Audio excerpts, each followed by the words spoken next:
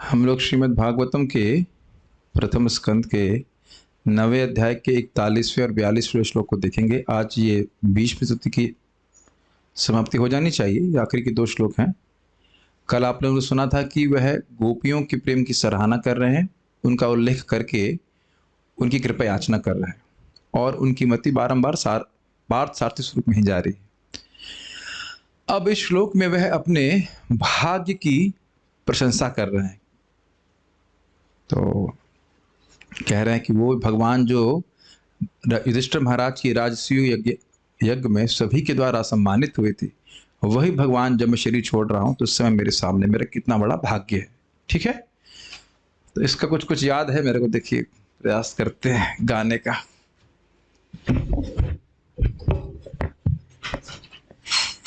अगर नहीं गा पाएंगे तो कोई बात नहीं, मैं ही गाऊंगा बार बार। मुनि गण नृपवर्य संकुलेन्तः सदसि युधिष्ठिर राजसूय एषाम्। मुनिगण नृपवर्य संकुलेन्तः सदसि युधिष्ठिर राजसूय एषाम्। अर्हणमुपेद ईक्षणीयो मम दृशि गोचर एष आविरात्मा। अर्हणमुपेद ईक्षणीयो मम दृशि गोचर एष आविरात्मा। मुनिगण नृपवर्य संकुलेन्तः सदसि युधिष्ठिर राजसूय एषाम्। मुनिगण नृपवर्य संकुलेन्तः सदसि युधिष्ठिर राजसूय एषाम्। अर्हणमुपपेद ईक्षणीयो मम दृशि गोचर एष आविरात्मा। अर्हणमुपपेद ईक्षणीयो मम दृशि गोचर एष आविरात्मा। मुनिगण नृपवर्य संकुलेन्तः सदसि युधिष्ठिर राजसूय एषाम्। मुनिगण नृपवर्य संकुलेन्तः सदसि युधिष्ठिर राजसूय। अर्हणमुपपेद ईक्षणीयो मम दृशि गोचर एष आविरात्मा। अर्हणमुपपेद ईक्षणीयो गोचर एष आविरात्मा। मुनिगण नृपवर्य संकुलेन्तः सदसि युधिष्ठिर राजसूय एषाम्। मुनिगण नृप संकुलेन्तः युधिष्ठिर राजसूय एषाम्। अर्हणमुपपेद ईक्षणीयो मम दृशि गोचर एष आविरात्मा। अर्हणमुपपेद ईक्षणीयो मम दृशि गोचर एष आविरात्मा। Let us go back to South India. मुनिगण नृपवर्य संकुलेन्तः मुनिगण नृपवर्य संकुलेन्तः सदसि Yudhishthir राजसूय एषाम् सदसि युधिष्ठिर राजसूय एषा अर्हणम् उपपेद ईक्षणीयो अहरणम उपपेद ईक्षणीयो मम दृशि गोचर एष आविरात्मा मम दृशि गोचर एष आविरात्मा। अनुवाद पढ़ते हैं। अनुवाद। महाराज युधिष्ठिर द्वारा संपन्न राजसूय यज्ञ में विश्व के सारे महापुरुषों, राजाओं तथा विद्वानों की एक महान सभा हुई थी और उस सभा में सबों ने श्री कृष्ण की पूजा परम पूज्य भगवान के रूप में की थी। यह सब मेरी आंखों के सामने हुआ और मैंने इस घटना को याद रखा, जिससे मेरा मन भगवान में लगा रहे। पहले आप इसको देखिए। मुनिगण नृपवर्य, मुनिगण यानी बहुत सारे मुनि वहां थे, और नृपवर्य मतलब श्रेष्ठ राजा। संकुले अंतः, संकुले मतलब संकुले करते यहाँ पे लिखा गया है समूह से। अंतः सदस्य, अंतः सदस्य मतलब जो अंत सभा थी, यानी युधिष्ठिर महाराज की जो राज्यसभा थी, जिस राज्यसभा में बहुत सारे मुनि थे और बहुत सारे राजा इकट्ठे हुए थे। युधिष्ठिर राजसूय यानी युधिष्ठिर महाराज के राजसूय यज्ञ में, उनके सभा में एशाम अर्हणम उपपेद, एशाम का मतलब जिन्होंने समस्त महापुरुषों की, यानी कि जितने भी महापुरुष वहां इकट्ठे हुए थे उन सब की अर्हणम मतलब पूजा, और उपपेद का मतलब स्वीकार किया, अर्थात जिनकी अग्र पूजा उस राजसूय यज्ञ में हुई थी।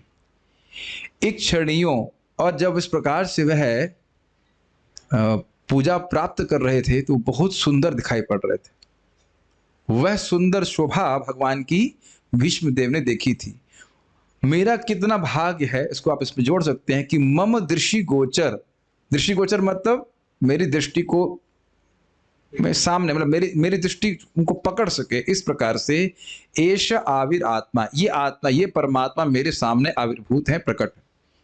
मेरा कितना भाग्य है। वो भगवान जो इनकी राजसूय यज्ञ में सबसे पहले पूजा हुई, जहाँ पे शिव जी भी हैं और ब्रह्मा जी भी हैं, और उन सब के मध्य में भगवान श्री कृष्ण को ही सर्वोपरि कह सकते हैं। डिक्लेयर हिंदी में क्या कहेंगे इसको? नहीं, डिक्लेयर को क्या कहते हैं हिंदी में? घोषणा करके कि यही सर्वश्रेष्ठ भगवान है, परम भगवान, ऐसा घोषणा करके जिन्होंने पूजा प्राप्त करी। Subhadra is a senior devotee now, proper disciple. कुर्सी पे बैठना जरूरी है, ठीक, कोई बात नहीं, let us sit, no problem. ठीक है, पहले अन्वय देख लीजिए। युधिष्ठिर राजसूय, युधिष्ठिर के राजसूय यज्ञ के अवसर पर मुनिगणों तथा नृपवर्य श्रेष्ठ राजाओं के संकुले अर्थात समूह से भरी हुई अंतः सदसी सभा में एशाम, जिन्होंने समस्त महापुरुषों की अर्हणम अर्थात सादर पूजा उपपेद को प्राप्त किया। इक्षणीय ऐसे देखने योग्य, एष आत्मा ये अंतरात्मा भगवान, मम दृष्टि गोचरः मेरी आंखों के सामने आवे अस्ति, अस्ति सप्लाई किया गया है, विराजमान हैं, विराजमान हैं दो जोड़ दिया गया, अस्थि को जोड़ने के, अस्थि को जोड़ा गया इस कारण से। तो स्पष्ट श्लोक समझ में आ रहा है, जिन भगवान श्री कृष्ण की राजसूय यज्ञ में पूजा की गई वह भगवान ही सभी मुनि गणों के द्वारा कितने महान व्यक्ति वो हैं, सबसे महान व्यक्ति हैं, वो अब मैं शरीर त्याग रहा हूं तो मेरे सामने। अब इससे पहले कि हम टीकाओं में जाएं, इसको थोड़ा समझना होगा। देखिए, ये घटना महाभारत के युद्ध के पहले की है। उस समय युधिष्ठिर महाराज राजा थे और उन्हें राजसूय यज्ञ किया, और राजसूय यज्ञ वही व्यक्ति कर सकता है जो पूरे विश्व में, विश्व भर में राज्य को प्राप्त किया। इसी कारण से इसमें कथा लिंक है, इसी कारण से जरासंध का युद्ध हुआ था, जरासंध का वध हुआ था। क्यों? क्योंकि जरासंध ने 10,000 राजाओं को पकड़ा हुआ था अपने कैद में बलि देने के लिए, और इन्होंने पत्र लिखा था भगवान कृष्ण को कि हम लोगों को आप मुक्ति कीजिए। तो यदुओं ने कहा ठीक है, अभी हम जरासंध से युद्ध करते हैं और राजाओं को मुक्त कर देते हैं। एक ये पक्ष था, और यह भी बात आई कि युधिष्ठिर महाराज राजसूय यज्ञ करना चाहते हैं, फॉलो कर पा रहे हैं। तो अब उद्धव जी से भगवान ने पूछा कि क्या करना चाहिए। कुछ लोग कह रहे हैं कि युधिष्ठिर महाराज की सहायता के लिए जाना चाहिए, राजसूय यज्ञ करना चाहते हैं, और इधर कुछ लोगों ने कहा नहीं, जरासंध को मारना चाहिए पहले, क्योंकि उसने राजाओं को बंदी बना रखा है। तो हुआ ये, फिर द्वारका में आया था ये बात, द्वारका में भगवान को एक पत्र मिला, तो भगवान कृष्ण ने उद्धव जी को पूछा कि हमको नहीं समझ में आ रहा, आप बताइए कि क्या करना चाहिए। भगवान कैसी लीला है। तो भगवान बोले, तो उद्धव ने कहा देखिए, राजसूय यज्ञ तभी हो सकता है जब पूरे विश्व में युधिष्ठिर महाराज का आधिपत्य हो। तो जब तक जरासंध रहेगा तो वह तो स्वीकार करने वाला नहीं, तो इसलिए अच्छा है कि पहले जरासंध को मारा जाए और उसके द्वारा राजसूय यज्ञ भी हो जाएगा, और फिर उसके बाद वो 10,000 जो राजा हैं वह भी मुक्त हो जाएंगे। तो इसीलिए भगवान कृष्ण पहले युधिष्ठिर महाराज के पास जाते हैं, फिर वहां पे अर्जुन और भीम को लेकर के जरासंध के पास ब्राह्मण वेश में जाते हैं, फिर उनसे बोलते हैं कि आप मुझको युद्ध दान में दीजिए।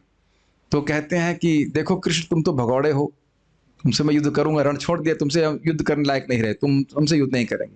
अर्जुन छोटे हैं तो वो हमारे सामने टिकेंगे नहीं, तो इसलिए हम भीम से युद्ध करेंगे। फिर आप जानते हैं कि भीम के द्वारा भगवान कृष्ण ने जरासंध को मरवा दिया था।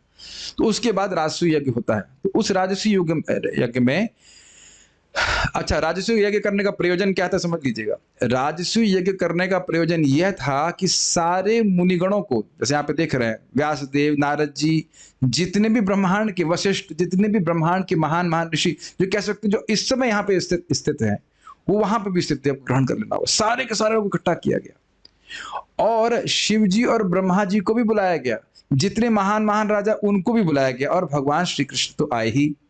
तो उस समय तक प्रायः सभी लोग नहीं जानते थे कि कृष्ण भगवान है। वो जानते थे कि वासुदेव के बेटे हैं, वसुदेव जी के बेटे हैं, होनहार हैं, अच्छा व्यक्ति है, जो भी है, महापुरुष है, महान व्यक्ति है, लेकिन यह नहीं जान रहे थे कि भगवान है। तो राजसूय यज्ञ करने का आप कारण समझ रहे हैं। तो भगवान की भगवत्ता को पूरे विश्व में स्थापित करने की इच्छा युधिष्ठिर महाराज की थी। भगवान इस बात को जानते थे। तो इस राजसूय यज्ञ के लिए उनके जो विभिन्न दिशाओं में, उन्होंने चारों दिशाओं में अपने भाइयों को भेजा, वो लोग युद्ध करके उस पूरा जगत को जीते। इस प्रकार से जो भी कुछ रह गया था, इस प्रकार से, क्षमा कीजिएगा, रह नहीं गया था, जीते, क्योंकि ये तो महाभारत के युद्ध के बाद पूरे विश्व के राजा बने हैं। उससे पहले भी उनको युद्ध करना पड़ा था। अर्जुन को इसीलिए धनंजय कहा जाता है, क्योंकि वह बहुत सारे राजाओं को से लड़ करके धन सारा बहुत सारा लेके आए थे। तो ये सब राजसूय यज्ञ की पृष्ठभूमि है। अब बड़ा रोचक बात है, राजसूय यज्ञ समाप्त हुआ था कि समाप्त होने के बाद अग्र पूजा हुई थी कि हाँ, ना ना ना ना, समाप्त होने के बाद अग्र पूजा हुई थी। ये आप सोचेंगे कि समाप्त होने से पहले, लेकिन एक्चुअली ऐसा नहीं है। उसमें बड़ा रहस्य है। शिशुपाल भी उसमें था, उस राजसूय यज्ञ में। राजसूय यज्ञ जब समाप्त हो गया, इसके बाद ये विचार हो रहा था कि अग्र पूजा किसकी हो, कौन वो व्यक्ति है जो सर्वश्रेष्ठ है, सर्वसम्मानित है, उसकी पूजा की जानी चाहिए। तो सबने स्वीकार किया और भगवान श्री कृष्ण की अग्र पूजा हुई, और होने तक भी शिशुपाल कुछ नहीं बोला, क्योंकि वो सोच रहा था कि अग्र पूजा गलत व्यक्ति की होगी तो अच्छा ही है कि ये यज्ञ निष्फल हो जाए। जब अग्र पूजा हो गई तब वह बोलना शुरू किया, इसकी पूजा होनी चाहिए, इसकी पूजा कर रहे हैं आप लोग। मैं गलत तो नहीं कह रहा हूं, मुझे लग रहा है स्मरण तो मेरा इसी प्रकार का आ रहा है। तो कह रहे हैं कि मैं आज देख लिया हूं कि काल जो है वह बहुत प्रभावशाली, सबकी बुद्धि पे बल पड़ गया है।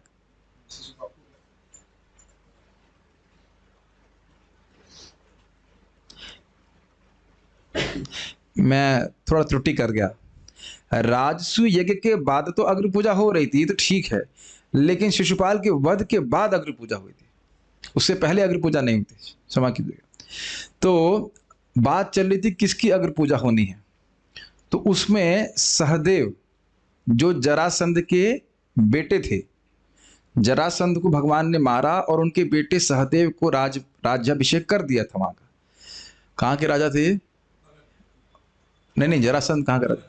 मगध का राजा था। तो राजा बना, तो वह सदैव भगवान का भक्त था। उसने कहा कि नहीं, भगवान कृष्ण की पूजा होनी चाहिए। तो अब जो है शिशुपाल हल्ला करने लगा, बहुत गाली देने लगा भगवान कृष्ण को। अरे यहां सब क्षत्रिय इकट्ठे हुए हैं और एक ग्वाले की पूजा होनी चाहिए। अरे भीष्म देव हैं, भीष्म देव ने भी समर्थन किया था कि हाँ भगवान कृष्ण की पूजा होनी चाहिए। तो कहते हैं अरे भीष्म देव की ही पूजा क्यों नहीं होनी चाहिए? ब्रह्मचारी हैं और विजित योद्धा हैं, सर्वश्रेष्ठ हैं, नारद जी हैं, वशिष्ठ हैं, उनकी पूजा होनी चाहिए। ये इस ग्वाले की पूजा क्यों करना चाहिए? क्या जरूरत है सब करने की? शिशुपाल इस प्रकार से भगवान को बहुत गाली देने लगा।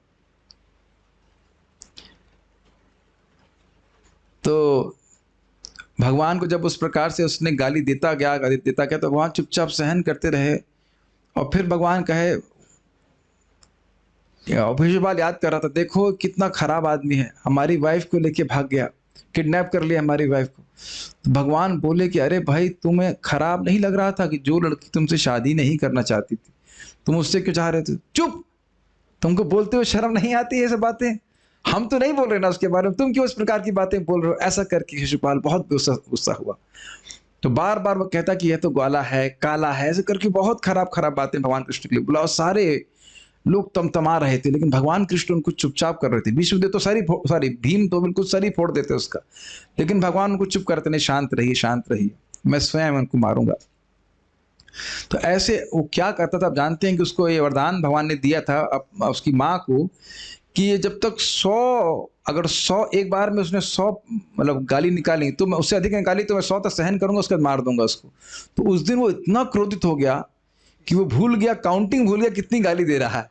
पहले गाली देता तो याद रखता कि हाँ 99 98 हो गई जो भी है, तो अब और रुक जाता, फिर नहीं बोलता। तो 100 गाली से क्रॉस कर दिया तो भगवान चक्र से मारे, और चक्र से ऐसे मारे कि उसका रक्त यज्ञ में कहीं यज्ञ स्थान में कहीं नहीं गिरा, एकदम सील कर दिया जैसे। तो भगवान इस प्रकार से चक्र चलाया। उसके बाद फिर अग्र पूजा भगवान की हुई। तो यह सब दृश्य भीष्मदेव ने देखा था। तो ये सब चीजें बोल रहे हैं, पता नहीं उस तरह से कैसे मुझे याद रहा, लेकिन अग्र पूजा बाद में हुई थी यज्ञ की, यह मुझे याद है। श्रीधरी, श्री भगवान की जगत पूज्यता का स्मरण करते हुए भीष्म जी मुनिगण इत्यादि श्लोक कह रहे हैं। समझ में आ रहा है कि जो पूरे विश्व में वंदित हैं, शिव जी वहां उपस्थित हैं, ब्रह्मा जी उपस्थित हैं। ध्यान दीजिएगा कि युधिष्ठिर महाराज के यज्ञ में कितने बड़े बड़े देवता, इंद्र इत्यादि सब लोग एकदम साक्षात विद्यमान हैं। उनके समय में, उनके समक्ष, सब लोग के समय में भगवान की पूजा हो रही। तो ये घोषित हो गया ना कि कौन भगवान है। देखिए हम भक्तों को बड़ा आसान लगता है क्योंकि भागवत सुनते हैं, भगवद गीता सुनते हैं, नहीं तो जगत में बहुत झगड़ा है कि भगवान है कौन। कुछ लोग तो यही नहीं मानते भगवान है कि नहीं, और कुछ लोग, और उसमें भी जो लोग मानते हैं भगवान है, वो ये नहीं जानते कि भगवान कौन है। उस परम पिता परमात्मा परमेश्वर का ध्यान करो, उसी में लीन हो जाओ, लेकिन उसका मतलब क्या है उसकी व्याख्या नहीं कर सकते, है कि नहीं। बहुत ही कम लोग इवन सिद्धांतिक रूप से स्वीकार कर रहे हैं कि कृष्ण भगवान। तो ये युधिष्ठिर महाराज की इच्छा थी, तो कह रहे हैं कि उस यज्ञ में जगत पूज्यता मतलब सभी के वो ईश्वर हैं, परमात्मा है, यह विष्णुदेव जी स्मरण कर रहे हैं, क्योंकि उनकी पूजा सभी मुनिगणों के द्वारा हुई थी। मुनि समूहों तथा श्रेष्ठ राजाओं से भरी हुई सभा के बीच में युधिष्ठिर के राजसूय यज्ञ के अवसर पर इन्हीं मुनि समूहों के द्वारा कितनी महान है इनकी महिमा, यह सोचकर आश्चर्य पूर्वक देखने योग्य ये श्री भगवान इन पांडवों के द्वारा अग्र पूजा को प्राप्त किए। इस प्रकार के संपूर्ण जगत की आत्मा श्री भगवान इस मेरे शरीर त्याग की बेला में मेरी आंखों के सामने विराजमान है, ये मेरा परम सौभाग्य है। समझ में आया? जिन भगवान की पूजा सभी ने की, कितने सुंदर वो भगवान लग रहे थे, वही स्मरण उनको आ रहा है। और आज देखिए मेरा शरीर छूट रहा है तो वही भगवान मेरे सामने। बहुत आसान है। तो अपने भाग्य की सराहना भीष्मदेव कर रहे हैं। सारार्थ दर्शनी भीष्मदेव इस समय प्रस्तुत अपने महान सौभाग्य को भगवत प्राप्ति की आवश्यकता से संबंध कर रहे हैं कि मतलब इस प्रकार का महान सौभाग्य प्राप्त होगा तभी भगवान की प्राप्ति होगी। मतलब भगवान दृष्टिगोचर हो, मृत्यु के समय भगवान की स्मृति हो, तभी तो भगवान की प्राप्ति हो सकती है। जरूर मुझे भगवान की प्राप्ति होनी है, तभी तो भगवान इस प्रकार से मेरे सामने है। अब समझ रहे हैं? भगवान की प्राप्ति होनी नहीं होती तो भगवान मेरे सामने आए क्यों होते? देख लीजिए, इसको अपने पे भी घटित कर सकते हैं कि यदि आपको भगवान के पास नहीं जाना होता तो आप इस्कॉन में नहीं आते, और अगर नहीं जाना होता तो आप इस्कॉन छोड़ते नहीं। ये कुछ लोग इस्कॉन छोड़ भी देते हैं, कहीं और चले जाए, कहीं और अच्छा बात मिल जाएगी, है कि नहीं? गलत तो नहीं कह रहे हैं ना? हमको जरूर लगता, हम लोग को लगता है बहुत नॉर्मल, हम लोग साधना कर रहे हैं, कुछ कर रहे हैं। चलो देखिए बाहर कहाँ कितना कथा चल रही है। एक भक्त तो बड़ा विनोद कर रहे थे कि 8 शरणों में हम लोग कथा सुन रहे हैं, बहुत जगह साधु लोग जाकर के कटोरी में बाहर भीख मांग रहे होंगे। गलत तो नहीं कह रहे, मैं वृंदावन की बात कर रहे हैं। हम लोग जाते जरूर हैं बाहर के स्थानों में दर्शन करने के लिए, लेकिन वहां रह नहीं पाएंगे। जो प्रभुपाद जी ने जिस प्रकार से प्रोग्राम दिया है, किसी में हमारे भारत प्रभु तो घूम के आए होंगे बहुत जगह अपना पदयात्रा में, किस मठ में चल रहा है, कहीं चले जाइए इस प्रकार का दिव्य सटीक ज्ञान कहीं नहीं प्राप्त हो रहा भगवान के बारे में। तो बुद्धिमानी है कि इस्कॉन संस्था में रह करके कृष्ण भावना का अनुशीलन करें। संस्था का मतलब ऐसा नहीं, नमस्कार तो यह नहीं कि मंदिर में रहेगा कोई व्यक्ति, लेकिन कनेक्ट रह करके प्रभुपाद जी ग्रंथों को पढ़ें तो निश्चित रूप से भगवान की प्राप्ति होगी। लगता नहीं है लेकिन ऐसा लगता नहीं, लगता मेरे को मी शक्ल देखिए अपनी शक्ल बात कर रहा हूँ, मी मुझे होगी वाई मी। लेकिन अगर नहीं होनी होती तो हम भक्तों के संग में क्यों आते? एटलीस्ट पथ पे तो आ गए हैं उसके ऊपर। मेरी इच्छा है कि चैतन्य चरितामृत से ना भक्ति के प्रोसेस को समझाएं, और इस भीष्म देव की जो चैप्टर 9 के बाद इच्छा है उसे पढ़ाने की। और जब आप सनातन शिक्षा में और यदि हमको उस शिक्षा को ग्रहण करेंगे, थोड़ा सा भी समझेंगे, तो उसकी गंभीरता को समझता को समझाएगा कि किस प्रकार के ज्ञान हमारे पास प्राप्त है, एकदम सटीक कि हम कैसे भगवान के पास पहुंचेंगे। प्रभुपाद इसीलिए कहते थे कि मेरी पुस्तकों का वितरण करके मेरे भक्त सुखी रहेंगे, लेकिन वो पढ़ेंगे तो वो रहेंगे। एक ही भक्त को बता रहा था कि किस प्रकार से शाम को कथा में आएंगे तो आप सुबह की साधना के लिए प्रोत्साहित रहेंगे। भागवत सुनने से अपने आप ही भक्ति बढ़ती है, नहीं तो क्या कहेंगे धुंधला समझते, धुंधला विजन रहता है कि जीवन का उद्देश्य क्या है, बस बच्चे पालने हैं, पढ़ाई करनी है, ऐसे करके पूरा जीवन हम काट देंगे। क्षमा कीजिएगा, हम केवल गृहस्थाश्रम की बात नहीं कर रहे हैं, ब्रह्मचारी हो, गृहस्थ हो, चाहे किसी में हो, दुनिया ये भूल जाएंगे कि हम भक्ति पथ में आए क्यों। श्रवण कीर्तन बहुत इंपॉर्टेंट, श्रीमद् भागवतम का श्रवण बहुत इंपॉर्टेंट है। ये ना भूलें कि हमें एग्जाम आएगा मृत्यु का और हमें भगवान का उसी प्रकार से स्मरण करना है जैसे विष्णु देव ने किया है। Let us not get distracted from that goal. Krishna मुनियों द्वारा आश्चर्य से देखे गए, यह कहते हुए इक्षणों की व्याख्या कर रहे हैं, आह क्या रूप है, क्या महानता है। इस प्रकार से मुनिगण राजागण भगवान कृष्ण को देख रहे थे। महानतम मुनियों और राजाओं से युक्त सभा के मध्य में युधिष्ठिर के राजसूय यज्ञ के दौरान उन्होंने पूजा प्राप्त की। अर्हणम का मतलब होता है पूजा, और उपपेदे का मतलब है ग्रहण किया। अर्थात इसका मतलब क्या है? देखिए, ये हमारी श्रद्धा को पोषित करने के लिए बहुत महत्वपूर्ण है। जब चैतन्य महाप्रभु कृष्ण को भगवान कर रहे हैं, भाई वो तो भगवान है ही, लेकिन फिर भी रामानुजाचार्य जी कह रहे हैं, मध्वाचार्य कह रहे हैं, शंकराचार्य कह रहे हैं, प्रभुपाद जी कह रहे हैं, तो हम कौन हैं अपनी बुद्धि लगाने वाले? कुछ समझ रहे हैं इस बात का आशय? इतने मुनिगण वहां पे थे, नारद जी थे, वशिष्ठ जी थे, व्यासदेव, कोई तो ऑब्जेक्शन नहीं कर रहा है कि कृष्ण भगवान है। यहाँ पे भी आपने सुना एशवे भगवान साक्षात, उंगली दिखा करके विष्णुदेव कह रहे हैं कि ये साक्षात भगवान है, ये मात्र युधिष्ठिर के छोटे भाई नहीं है। और वहां आसपास जितने भी मुनि थे, ऋषिणाम च अनुशृण्वताम, सब सुन रहे थे, तो कोई ऑब्जेक्शन नहीं किया ये गलत बोल रहे हैं, आप ऐसे कैसे बोल रहे हैं, ये तो युधिष्ठिर महाराज के भाई हैं। जैसे मैं कहूँ ये भगवान है, फॉर एग्जाम्पल, ये भगवान है, अरे ये तो नया बच्चा है हमारा, अभी ज्वाइन किया, ऐसे बोलेंगे ना आप। हम ही लोग कभी सभा में किसी को आप बोलते हैं ये भगवान है, ये भगवान है, तो आप लोग ऑब्जेक्शन नहीं करेंगे, अरे ये कैसे भगवान है। लेकिन राजसूय यज्ञ में हजारों लाखों लोगों के बीच में भगवान श्री कृष्ण की पूजा हुई, इसे स्थापित हुआ कि वो सर्वश्रेष्ठ है। अरे शिव जी के रहते हुए भी अगर भगवान की पूजा हो रही तो समझ में आ रहा है ना कि वो व्यक्ति श्रेष्ठ है। अब नहीं समझ में आ रहा है? शिव जी और ब्रह्मा जी अगर सामने बैठे हो और उसके बाद भी आगे अग्र पूजा किसी व्यक्ति की हो रही तो उनसे श्रेष्ठ है कि नहीं? और देखने में कैसे लग रहे हैं? सामान्य एक लड़के जैसे लग रहे हैं, 16 साल के। ठीक है, एक आप आगे देखेंगे 5वें स्कंद में प्रभुपाद जी उत्तम श्लोक लालसा, ये शब्द है उनके लिए आता है भरत महाराज के लिए, कि उत्तम श्लोक लालसा, भगवान की लालसा को, भगवान को प्राप्त करने की लालसा के कारण उन्होंने परिवार को छोड़ दिया। घर को छोड़ दिया। और प्रभुपाद जी उत्तम श्लोक लालसा को बड़ा सुंदर तरह से समझाते हैं। कहते हैं कि भगवान कृष्ण को पूरे विश्व में भगवान के रूप में स्थापित करने की लालसा।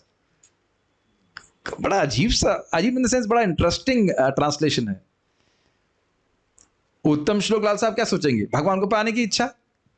लेकिन वहां प्रभुपाद जी बड़ा, जब क्लास चल रही थी उसको मैं नोटिस किया कि प्रभुपाद जी बड़ा अद्भुत शब्द वहां पे अनुवाद करते हैं, कृष्ण को पूरे विश्व में भगवान के रूप में स्थापित करने की इच्छा। देखिए कृष्ण भगवान है, लेकिन जब तक भगवान का यश बोला नहीं जाएगा लोगों को मालूम नहीं चलेगा।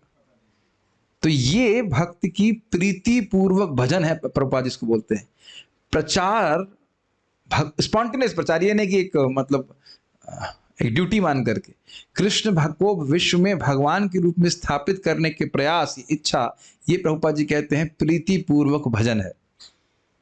सुना ना ददामी को क्या है, ये शाम तो अंत कतम, ये शाम सतत युक्ता नाम भजताम प्रीति पूर्वकम। तो प्रीति पूर्वक की व्याख्या कर रहे हैं, भगवान से प्रीति है इसलिए उनको भगवान के रूप में उनका जो यश है पूरे विश्व में फैलाने की इच्छा। बहुत अच्छा प्रभुपाद जी की एक्सप्लेनेशन। तो इसी इच्छा से राजसूय यज्ञ युधिष्ठिर महाराज ने किया, ये तो सब लोग समझ गए जी।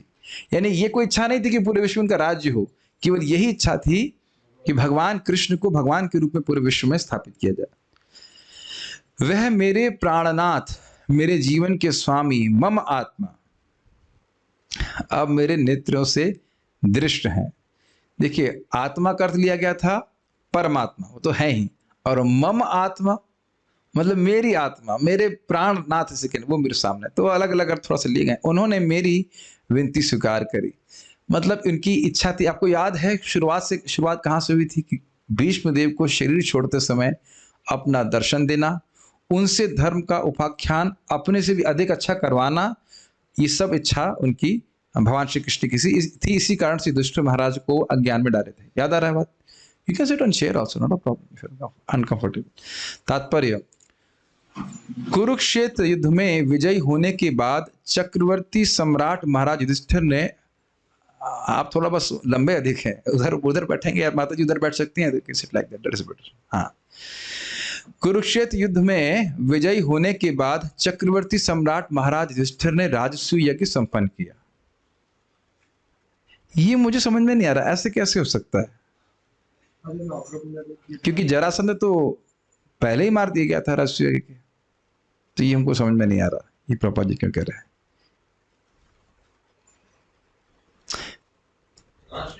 ऐसे पहले होना चाहिए ये भाई, क्योंकि युधिष्ठिर महाराज के राजसूय यज्ञ की व्याख्या तो तभी कर रहे हैं, अभी तो यज्ञ किए नहीं है, तो ये कुछ पता नहीं कैसे लिखा है, क्यों मुझे नहीं समझ आ रहा है।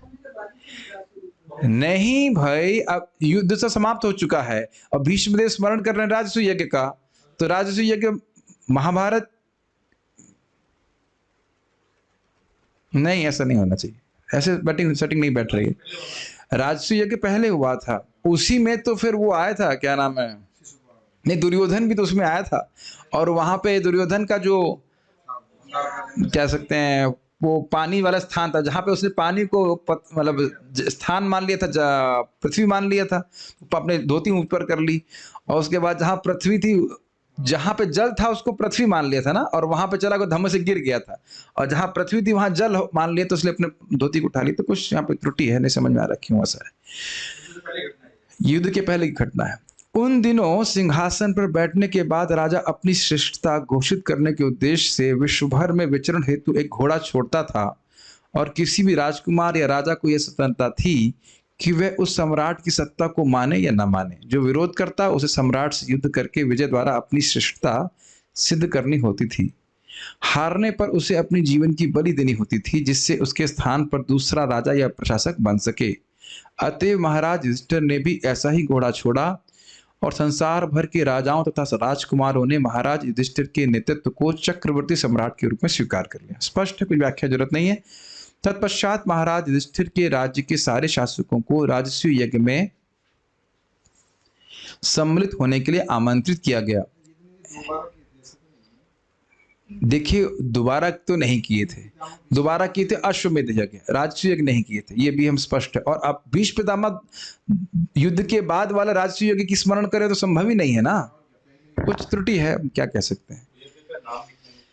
हो सकता है जो कुछ भी हुआ भी ऐसे उसको छोड़ दीजिए। बात यह है कि राजसूय यज्ञ जो है वह पहले हुआ था। ऐसे यज्ञ में अरबों रुपए व्यय होते थे, अतएव यह छोटे मोटे राजाओं की बस की बात न थी। ऐसा यज्ञ अत्यंत खर्चीला होने तथा वर्तमान परिस्थितियों में संपन्न कर पाने में कठिन होने से इस कलयुग में संभव नहीं है। न ही कोई ऐसे पुरोहित रह गए हैं जो ऐसे यज्ञ का भार अपने ऊपर ले सकें। इस प्रकार आमंत्रित होने के बाद संसार भर के राजा तथा बड़े बड़े मुनिजन महाराज युधिष्ठिर की राजधानी में एकत्र हुए। इस अवसर पर एक विद्वत सभा बुलाई गई जिसमें बड़े बड़े दार्शनिक, धर्मज्ञ, वैद्य, विज्ञानी तथा सारे महान ऋषि सम्मिलित हुए। कहने का तात्पर्य यह है कि समाज में ब्राह्मण तथा क्षत्रिय सर्वोच्च व्यक्ति होते थे और वे सभी उस सभा में आमंत्रित थे। समाज में वैश्य तथा शूद्रों का स्थान कम महत्वपूर्ण होता था, अतएव यहाँ उनका उल्लेख नहीं किया गया। बहुत सुंदर बात है हमें बोल रहे हैं। आधुनिक युग में सामाजिक कार्यकलापों में परिवर्तन होने से वृत्तिपरक पदों के रूप में मनुष्यों की महत्ता भी बदल गई है। इसी तरह उस महान सभा में भगवान श्री कृष्ण सभी की आंखों के तारे बने हुए थे। प्रत्येक व्यक्ति भगवान कृष्ण को देखना चाह रहा था और प्रत्येक व्यक्ति उनको विनम्रता के साथ प्रणाम करना चाहता था। भीष्मदेव को यह सब कुछ स्मरण था, अतएव उन्हें प्रसन्नता थी कि उनके आराध्य पूर्ण पुरुषोत्तम भगवान उनकी आंखों के सामने अपने वास्तविक स्वरूप में उपस्थित थे। अतएव परमेश्वर का ध्यान करना, उनके कार्यकलापों, रूप लीलाओं, नाम तथा यश का ध्यान करना है। हाँ, ये इंपॉर्टेंट बात है। अतएव परमेश्वर का ध्यान करना, ये इंपॉर्टेंट बात यहाँ पे सीखनी है। बाकी सारी चीजें क्लियर हैं। राष्ट्रीय यज्ञ में लोग आए थे और वो भगवान को देख रहे थे। अतएव परमेश्वर का ध्यान करना, उसका कॉमा लगा सकते हैं, उनके कार्यकलापों, रूप लीलाओं, नाम तथा यश का ध्यान करना है। मतलब निराकार का ध्यान करने की बात यहाँ पे नहीं कर रहे हैं। बार बार बोल रहे इक्षणीय, कितने सुंदर भगवान वहां पे लग रहे थे। यह उससे सरल है जिसको सर्वोपरि के निराकार पक्ष का ध्यान माना जाता है। अर्थात जो निराकार का ध्यान कर रहा है उससे बहुत सरल है कि भगवान के नाम, रूप, गुण, लीला का ध्यान किया जाए और उससे कहीं अधिक लाभकारी है।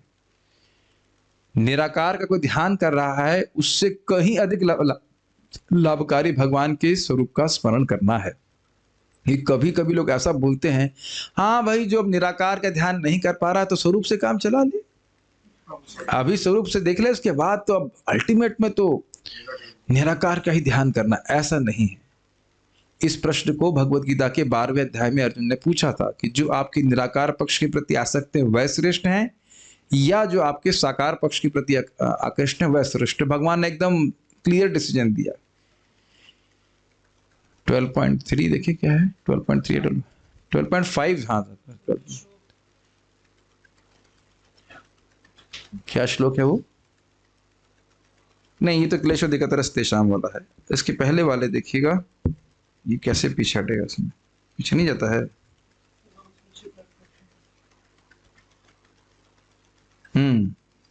श्लोक बड़ा स्पष्ट है। मय्यावेश मनो ये माम नित्य युक्ता उपासते श्रद्धया परयोपेतास्ते में युक्त तमामतः। मय्यावेश मनो ये माम, जिनका मन मुझ में आवेशित रहता है, नित्य युक्ता उपासते, जो नित्य युक्त होकर के मेरी उपासना करते हैं, श्रद्धया परयोपेतास, जो मुझको में ही श्रद्धा रखते हैं, और ते में युक्त तमामता, वह सारे युक्ततम है, सारे योगियों में सर्वश्रेष्ठ है। अर्थात जिनका मन भगवान के सुंदर स्वरूप में, लीलाओं में से आकृष्ट है, वही सर्वश्रेष्ठ योगी है। तो भगवान में इस बात को पूछ रहे हैं। भगवद गीता में स्पष्ट कथन है कि भगवान के निराकार पक्ष का ध्यान करना अत्यंत कठिन है, जिसको वो भी बोले थे आप, क्लेशोधिकतरस्तेषां अव्यक्तासक्त चेतसाम, जिनकी आसक्ति भगवान के निराकार पक्ष में है, उनके लिए बहुत कठिन है इसका ध्यान करना। यह वास्तव में कोई ध्यान नहीं है, यह तो समय का अपव्यय मात्र है, क्योंकि इससे शायद ही कभी वांछित फल प्राप्त होता है। किंतु भक्तगण भगवान के वास्तविक स्वरूप तथा उनकी लीलाओं का ध्यान करते हैं और ऐसे में भगवान भक्तों के लिए सहज सुलभ है। इसका उल्लेख 12.9 में हुआ है। 12.9 क्या है? 12.9 वहां पर बोल रहे हैं, हाँ, उसमें कह रहे हैं कि यदि तुम अपने मन को मुझ में नहीं लगा पा सकते, श्लोक है, अथ चित्तम समाधातुम न शक्नोषि मयि स्थिरम अभ्यास योगेन ततो मामच्छत्तुम धनंजय, कि यदि तुम मुझ में निरंतर अपने मन को नहीं लगा सकते तो बारंबार अभ्यास करो, जैसे कि हम लोग कर रहे हैं, हरे कृष्ण मंत्र जपते हैं, भगवान के विग्रह को देखते हैं, तो ये अभ्यास है और इसके द्वारा तुम मुझे प्राप्त करने की इच्छा को प्राप्त करोगे। ये बात हम बोल रहे हैं। इस श्लोक में इसका भी संकेत हुआ है कि जब भगवान कृष्ण मानव समाज के समक्ष वास्तविक रूप में विशेष रूप से कुरुक्षेत्र के युद्ध में उपस्थित हुए तो वे उस समय के महानतम पुरुष माने गए, भले ही तब उन्हें पूर्ण पुरुषोत्तम भगवान न स्वीकार किया गया हो। यह प्रचार कि कोई महापुरुष मृत्यु के बाद ईश्वर की भांति पूजा जाता है भ्रामक है, क्योंकि मृत्यु के बाद कोई भी मनुष्य को ईश्वर नहीं बना जा सकता, न ही भगवान कभी मनुष्य हो सकते हैं, भले ही वे साक्षात विद्यमान क्यों न हो। ये दोनों ही विचार भ्रांति मूलक हैं। मानववाद का विचार भगवान कृष्ण पर लागू नहीं होता। कुछ बातें मैं रिपीट करूंगा समझाने के लिए। एक बात श्रील प्रभुपाद जी ने यहाँ पे समझाई है और वो ये है कि देखिए, ब्राह्मणों और क्षत्रियों को शास्त्र का ज्ञान होता था और इसी कारण सभा में राजसी सभा में उनको बुलाया गया। इसीलिए यहाँ पे शब्द है मुनिगण और नृपवर्य, ठीक। और उन्होंने निर्धारित किया कि भगवान कौन है, अर्थात सामान्य व्यक्ति की ये क्षमता नहीं है कि वह निर्धारित करे कि भगवान कौन है। क्लियर समझ में आ रहा है? हम आप सामान्य व्यक्ति को ऐसे बोलने लग जाए कि भाई मैं ये मानता हूं कि जिसको तुम मान लो वही भगवान है, तो ये बहुत बड़ी मूर्खता है। जैसे अगर मैथमेटिक्स का ओलंपियाड कहीं हो रहा हो तो रिक्शे वाले को बोला जाए आपका क्या विचार है इस मैथमेटिक्स के प्रॉब्लम के ऊपर, या फिजिक्स का कहीं ओलंपियाड कुछ भी, तो पहले हाथ खड़ा कर देगा। नहीं, ये बहुत बड़ी प्रॉब्लम आजकल समाज में हो गई है कि जिन भौतिक विषयों के बारे में ज्ञान नहीं है वहां तो लोग बोल देते हैं कि हमको नहीं पता है, लेकिन अगर आप भगवान के बारे में पूछेंगे तो तुरंत ब्रह्मज्ञानी हो जाते हो। मैं कुछ लोगों को प्रीचिंग कर रहा था, हमारी नानी जी की मृत्यु हुई थी तो वो लोग आए थे, उनके रिश्तेदार, उनको बता रहा था भगवान के बारे में, तो तुरंत एक व्यक्ति बोलना शुरू किया। तो मैंने उनसे तुरंत ही बोला, आप ये बताइए कि आप फ्लूइड मैकेनिक्स के बारे में क्या जानते हैं? तो चुप, मैं कुछ नहीं जानता। ना क्यों नहीं जानते? क्योंकि पढ़ा नहीं है। हमने कहा भगवान के बारे में कितना पढ़े और कहां से? समझ रहे हैं? फ्लूइड मैकेनिक्स के बारे में पूछे तो कुछ नहीं जानते हो, चुप रहेगा, नहीं हम नहीं जानते, ईमानदार। हमने कहा और भगवान के बारे में तुरंत आप प्रवचन करना शुरू करती हैं, जबकि आपको न्योता भी नहीं दिया जा रहा कि आप बोलिए। कि नहीं? आपने देखा बिना न्योता के बोलते हैं, क्योंकि लोग सोचते हैं कि भगवान के बारे में तो किसी को कोई स्टैंडर्ड ज्ञान है नहीं, कोई मान्य ज्ञान है नहीं, जो व्यक्ति जो बोल रहा है वो सब कुछ सही है। महाराज अच्छा बोल रहे थे। कुछ लोग तो ऐसे होते हैं हर विषय में वो ज्ञानी है, ब्रह्म ज्ञान के विषय में भी ज्ञानी, किसी विषय में बुलवा लीजिए आप, पॉलिटिक्स हो, फुटबॉल हो, क्रिकेट हो, और भगवान के बारे में हर जगह का ज्ञान है उनको, और कुछ नहीं पता है भगवान के बारे में। तो कम महत्वपूर्ण मतलब इस दृष्टि से था कि उनको भगवान के विषय में उनका ओपिनियन नहीं लिया जाता, धर्म के विषय में उनका ओपिनियन नहीं लिया जाता था। अच्छा, एक बात और ध्यान दीजिएगा कि राजस्व यज्ञ क्यों करते थे राजा। देखिए, एक अच्छा राजा जानता है, उसका कर्तव्य है कि वर्णाश्रम धर्म भक्ति का प्रचार पूरे राज्य में होना चाहिए। क्लियर है? तो जब देख रहे थे कि अन्य राजा ठीक से नहीं कर रहे हैं, तो पूरे विश्व में अगर एक राजा का एक छत्र राज्य होता था तो अन्य सभी राजाओं को उनके मार्गदर्शन में, यानी मेन चक्रवर्ती सम्राट के अंतर्गत अपने राज्य में धर्म की स्थापना करनी होती थी। Does it make sense? तो ये जो कह सकते हैं तानाशाही नहीं थी। तानाशाही मतलब व्यक्ति अपने हिसाब से काम कर रहा है, अपनी सनक के अनुसार कार्य कर रहा है, फिर ऐसा नहीं था। वह जैसे आप देख सकते हैं युधिष्ठिर महाराज के संबंध में भीष्मदेव बोल चुके, विप्र धर्म अच्युताश्रय, वह ब्राह्मणों के धर्म के और भगवान के संरक्षण में राज्य कर रहे थे। याद आ रहा है आप लोग को? पहले बोल चुके हैं, समझ रहे हैं? विप्र धर्म अच्युताश्रय। तो ऐसा नहीं है कि वो तानाशाह समझ रहे हैं, जो मन में आ रहा करो, ऐसा नहीं कर रहे थे। उनका राजर्षि होने के कारण एकमात्र कर्तव्य यही था कि धर्म की स्थापना पूरे विश्व में हो। इसीलिए भगवान ने सूर्यदेव को ज्ञान दिया था, गीता में आप जानते हैं। उसके बाद जितने भी राजर्षि हुए उनको ये ज्ञान प्राप्त हुआ, भगवत गीता का ज्ञान। कुछ समझ में आ रहा है कि क्यों यज्ञ करते थे? एक बात यहाँ पे तो ने राजस्व यज्ञ किया इसलिए ताकि भगवान को भगवान के रूप में स्थापित करें, अन्यथा भी अश्वमेध यज्ञ जो को भी किए जाते थे ताकि पूरे विश्व में ऐसे राजा का राज्य हो जो धर्म की स्थापना पूरे विश्व में कर सके। ठीक है? और शिला प्रभुपाद दूसरा बात सेक्शन में यहाँ पे क्या बता रहे हैं कि ध्यान करने का मतलब है तन्नाम रूप चरिता, भगवान के नाम रूप चरित्र आदि का ध्यान करना। निराकार का ध्यान करने का कोई मतलब नहीं है। शिला महाराज जी संबंध में कथा सुनाते हैं, बड़ा अच्छी लगती है और रोचक भी है। एक भक्त ही था, इस्कॉन का एक डिवोटी था, गांव का था, किसान था वो। तो वो किसी ध्यान शिविर में चला गया याद आ रहा है आपको? बड़ी रोचक घटना थी। तो उसके बाद महाराज जी के पास वो आया, उस दिन को था मैं नहीं आया, जो भी कारण रहा हो, तो आया। तो महाराज पूछे तुम कहाँ गया था? तो बोला महाराज मैं ध्यान शिविर में गया था। तो क्या ध्यान कर रहे थे, क्या देखा तुमने? कहता प्राय तो वहां सब लोग सो रहे थे, आंखें बंद करते हैं, चुपचाप बैठते हैं और फिर सोने लग जाते हैं। तुम क्या ध्यान कर रहे थे? कह रहे थे मैं अपने खेत में ट्यूबवेल चला गया था तो उसी का ध्यान कर रहे थे। अब देख रहे हैं, और अब यहाँ देख रहे हैं कि जब हम राजसूय यज्ञ बोल रहे हैं तो कुछ चित्र आ रहा है ना कि भगवान कृष्ण वहां बैठे हुए हैं, सब लोग उनकी उपासना कर रहे हैं, फोटो में भी आपने देखी होंगी। तो ये बड़ा सहज है भगवान के गुणों को सुनना। या अभी महाप्रभु के बारे में हम चर्चा कर रहे थे, हाँ महाप्रभु हैं, वे रूप गोस्वामी जी से बोल रहे हैं, कितना आसान है। और एक और चीज आप ध्यान दीजिए, जब भी हम सोचते हैं तो या तो रूप का स्मरण होता है या शब्द का स्मरण होता है, और वह शब्द भी एक रूप के रूप में होता है। जब मैं बोल रहा हूं रूप, तो आंखों के सामने रूप दिख रहा है, रूप शब्द।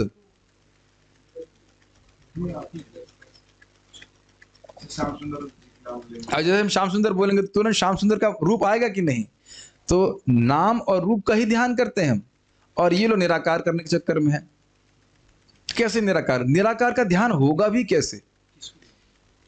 क्योंकि मन तो कभी खाली हो नहीं सकता है। तो कल आपसे बात कर रहा था ना, ये एक इल्यूजरी, एक भ्रामक बात है कि हम ब्रह्म में मिल जाएंगे, ये ऐसा कुछ होता नहीं। कभी भी आत्मा का अस्तित्व नष्ट नहीं हो सकता, उसके लिए कुछ रूप चाहिए, वह रूप आध्यात्मिक होना चाहिए, तो फिर वो ध्यान माना जाता है। तो प्रभुपाद यहाँ बोल रहे हैं इस प्रकार से। ठीक है, अब हम लोग अगला श्लोक देखते हैं। हाँ, एक और बात है, प्रभुपाद जी यहाँ बात बहुत इंपॉर्टेंट बोल रहे हैं, ये बहुत बड़ी प्रॉब्लम है। बहुत बार आपको लोग बोलेंगे अरे कृष्ण भगवान नहीं है, जो वो महापुरुष, हम भी सम्मान करते हैं उनका, हम सम्मान कर, हम आदर नहीं अनादर नहीं करते, लेकिन भगवान तो कोई और है, परात्पर ब्रह्म तो कोई और है। ये मुझसे मुंह पे कोई व्यक्ति बोला रहा है, हम कृष्ण का सम्मान करते हैं, लेकिन उनसे भी परे कोई है। जबकि भगवान गीता में स्पष्ट बोल रहे मत्तः परतरम न अन्यत, मुझसे परे कुछ भी नहीं। तो इसलिए भगवान को स्पष्ट गीता में बोलना पड़ा कि मुझसे परे कुछ नहीं है। और यह श्लोक बोलने के बाद भी लोग सोच रहे नहीं उनके परे भी कोई कुछ है। या कुछ लोग कहते हैं अरे कृष्ण से सब कुछ आया तो कृष्ण भी तो कहीं से आए होंगे, आप बाप हैं कृष्ण के, पूछो आप बाप हैं, आपसे आए हैं कृष्ण। कृष्ण स्वयं बोल रहे हैं मत्तः परतरम ना अन्यत। क्या अर्थ है बताइए? मुझसे परे कुछ भी नहीं है, सर्व कारण कारणम। तो ये बात बहुत महत्वपूर्ण है। तो कि ऐसा नहीं है कि मृत्यु के बाद किसी को ईश्वर बना दिया जाता है। ये बहुत बड़ी धारणा भारत में प्रचलित है कि कोई व्यक्ति को अच्छा लगा, वो बड़ा कुछ शक्तिशाली थे, उनको भगवान बना दिया। भगवान वोट से नहीं बनते हैं समझ रहे हैं? किसको वोट अधिक मिल गए वो भगवान बन गए। जैसे आप वोट दे करके सूर्य बना सकते हैं क्या? वोट दे करके आप सूर्य नहीं बना सकते। मुझे इस पे एक और कथा याद आ रही है जो मुझे बहुत अच्छी लगती है, उसको बोल के फिर अगले श्लोक में जाएंगे। कि इस प्रकार से मूर्खों की वोट की आवश्यकता भगवान को बिल्कुल नहीं। एक बार रात्रि का समय हो गया, शाम ढल गई और एक राजहंस उड़ रहा था, और वह उड़ करके एक पेड़ पे जाकर बैठ गया, और उस पेड़ पर बहुत सारे उल्लू थे।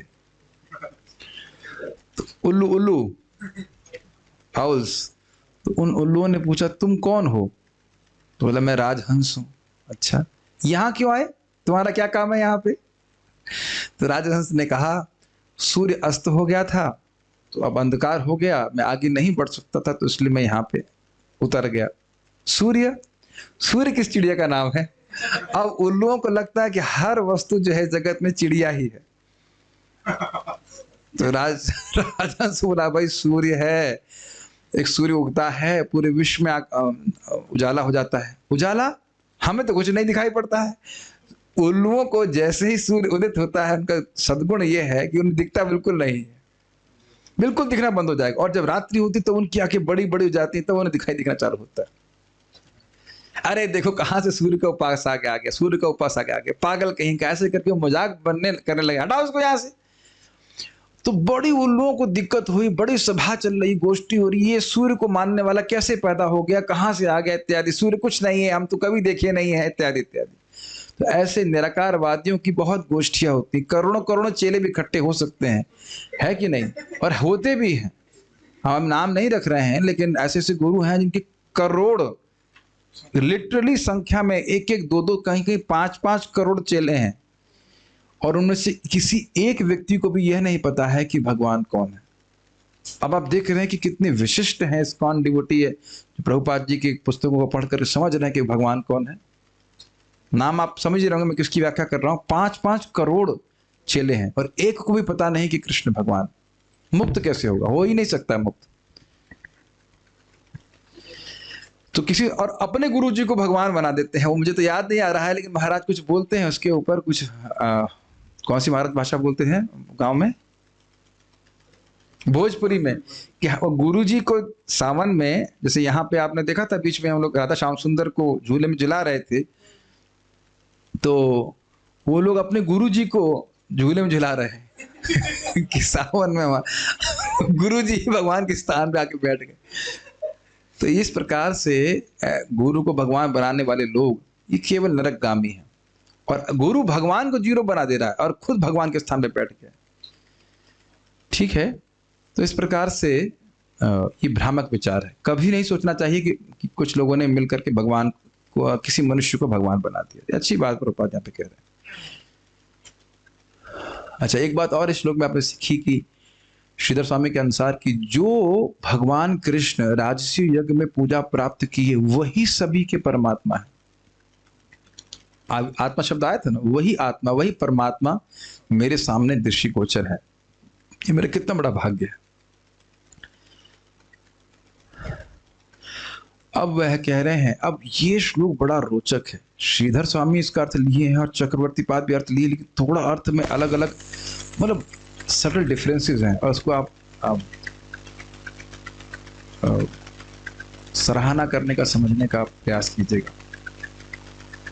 लिंक में क्या बोल रहे हैं, कह रहे हैं, हाँ वो कह रहे हैं, श्रीधर स्वामी के अनुसार कह रहे हैं कि मैं कृतार्थ हो गया हूँ, भगवान मेरे सामने हैं, मैं कृतार्थ हो गया हूँ, और मेरा मोह पूरी तरह से नष्ट हो गया है भगवान के संबंध में। क्या मोह?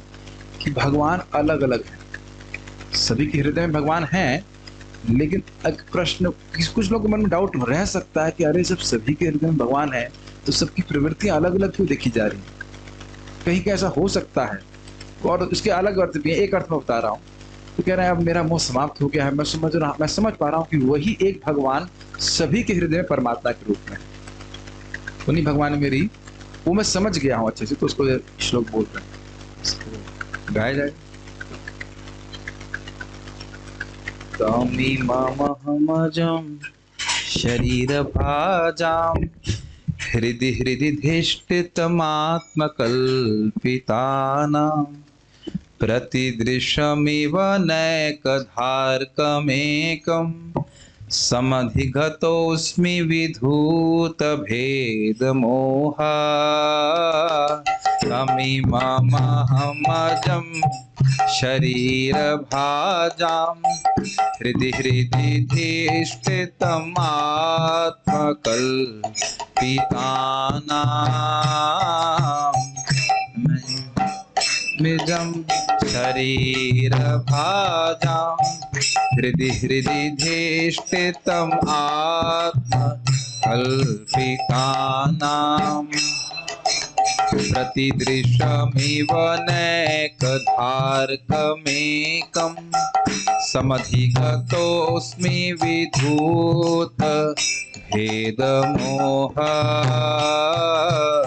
प्रतिदृशमिव नैकधार्कमेकं समधिगतोऽस्मि विधूतभेदमोहा। तमिमहमजं शरीरभाजां हृदि हृदि धिष्ठितमात्मकल्पितानां शरीर भाजाम हृदि हृदि स्थितमात्म कल्पितानां प्रतिदृशमिव नैकधार्कम्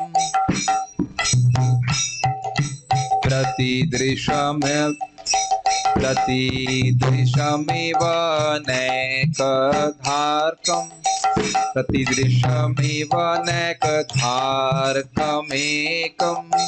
समधिगतोऽस्मि विधूत भेदमोहादि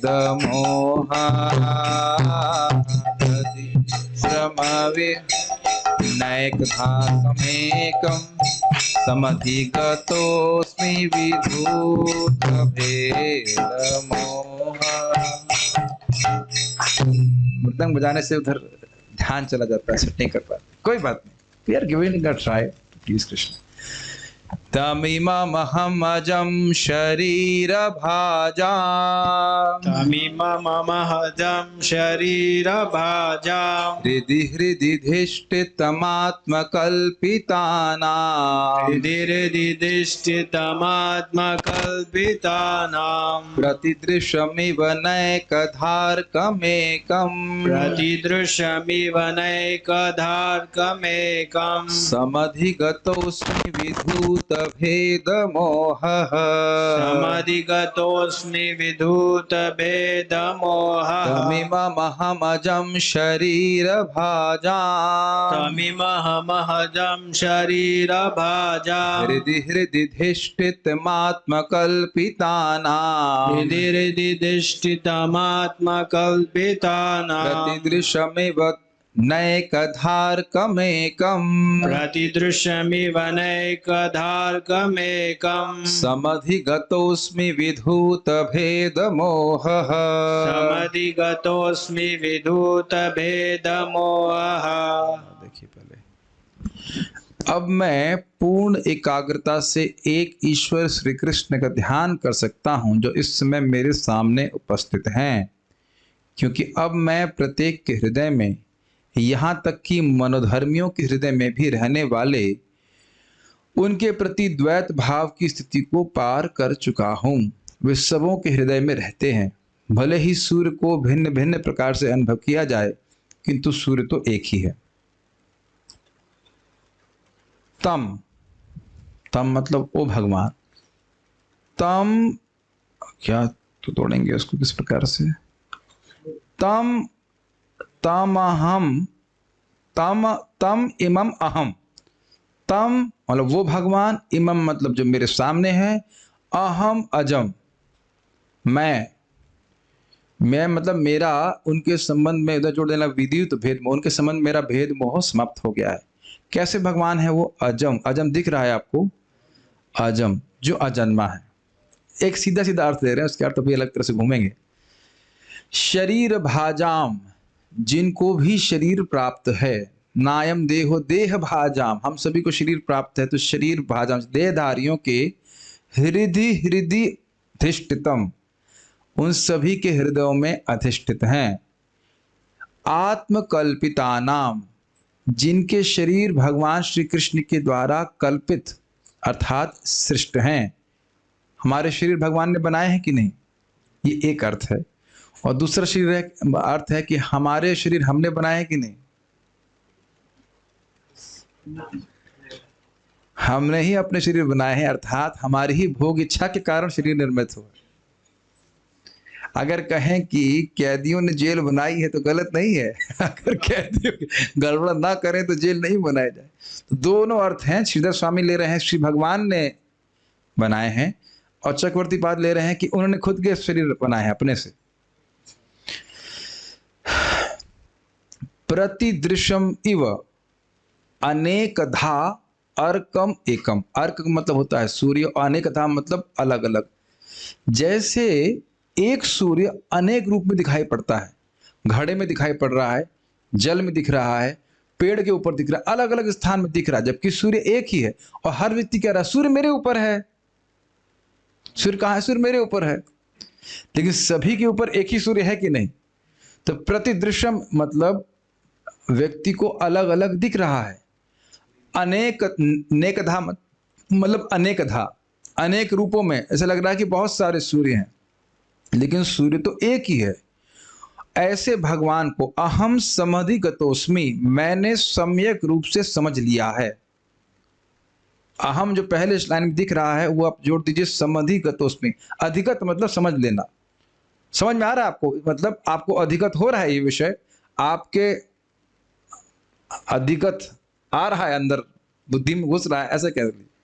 तो अहम तम समधिगतोस्मि, मैं उन भगवान को ठीक ठीक समझ रहा हूं। किनको? इमम अजम, जो मेरे सामने है, जो अजन्मा है और जो सभी शरीर देहधारियों के शरीर में हृदय में विद्यमान है, अधिष्ठित हैं, बैठे हुए हैं, जैसे आप लोग यहां बैठे हुए। और वह शरीर किसने दिए हैं? भगवान ने स्वयं बनाए हुए।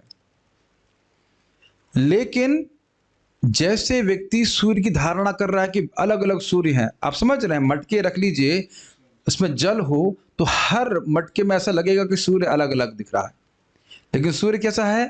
सूर्य तो एक ही है। तो ऐसा नहीं सोचना चाहिए कि सभी के हृदय में अलग अलग परमात्मा है। वही परमात्मा भगवान श्री कृष्ण सभी के हृदय में विद्यमान है। ये बात हम भगवत गीता में भी सुनते हैं। विद्या विनय संपन्ने ब्राह्मणे गवि हस्तिनी शुनि चैव श्वपा केचः पंडिता समदर्शिना। विद्या विनय संपन्ने ब्राह्मणे, विद्या और विनय से युक्त ब्राह्मण में,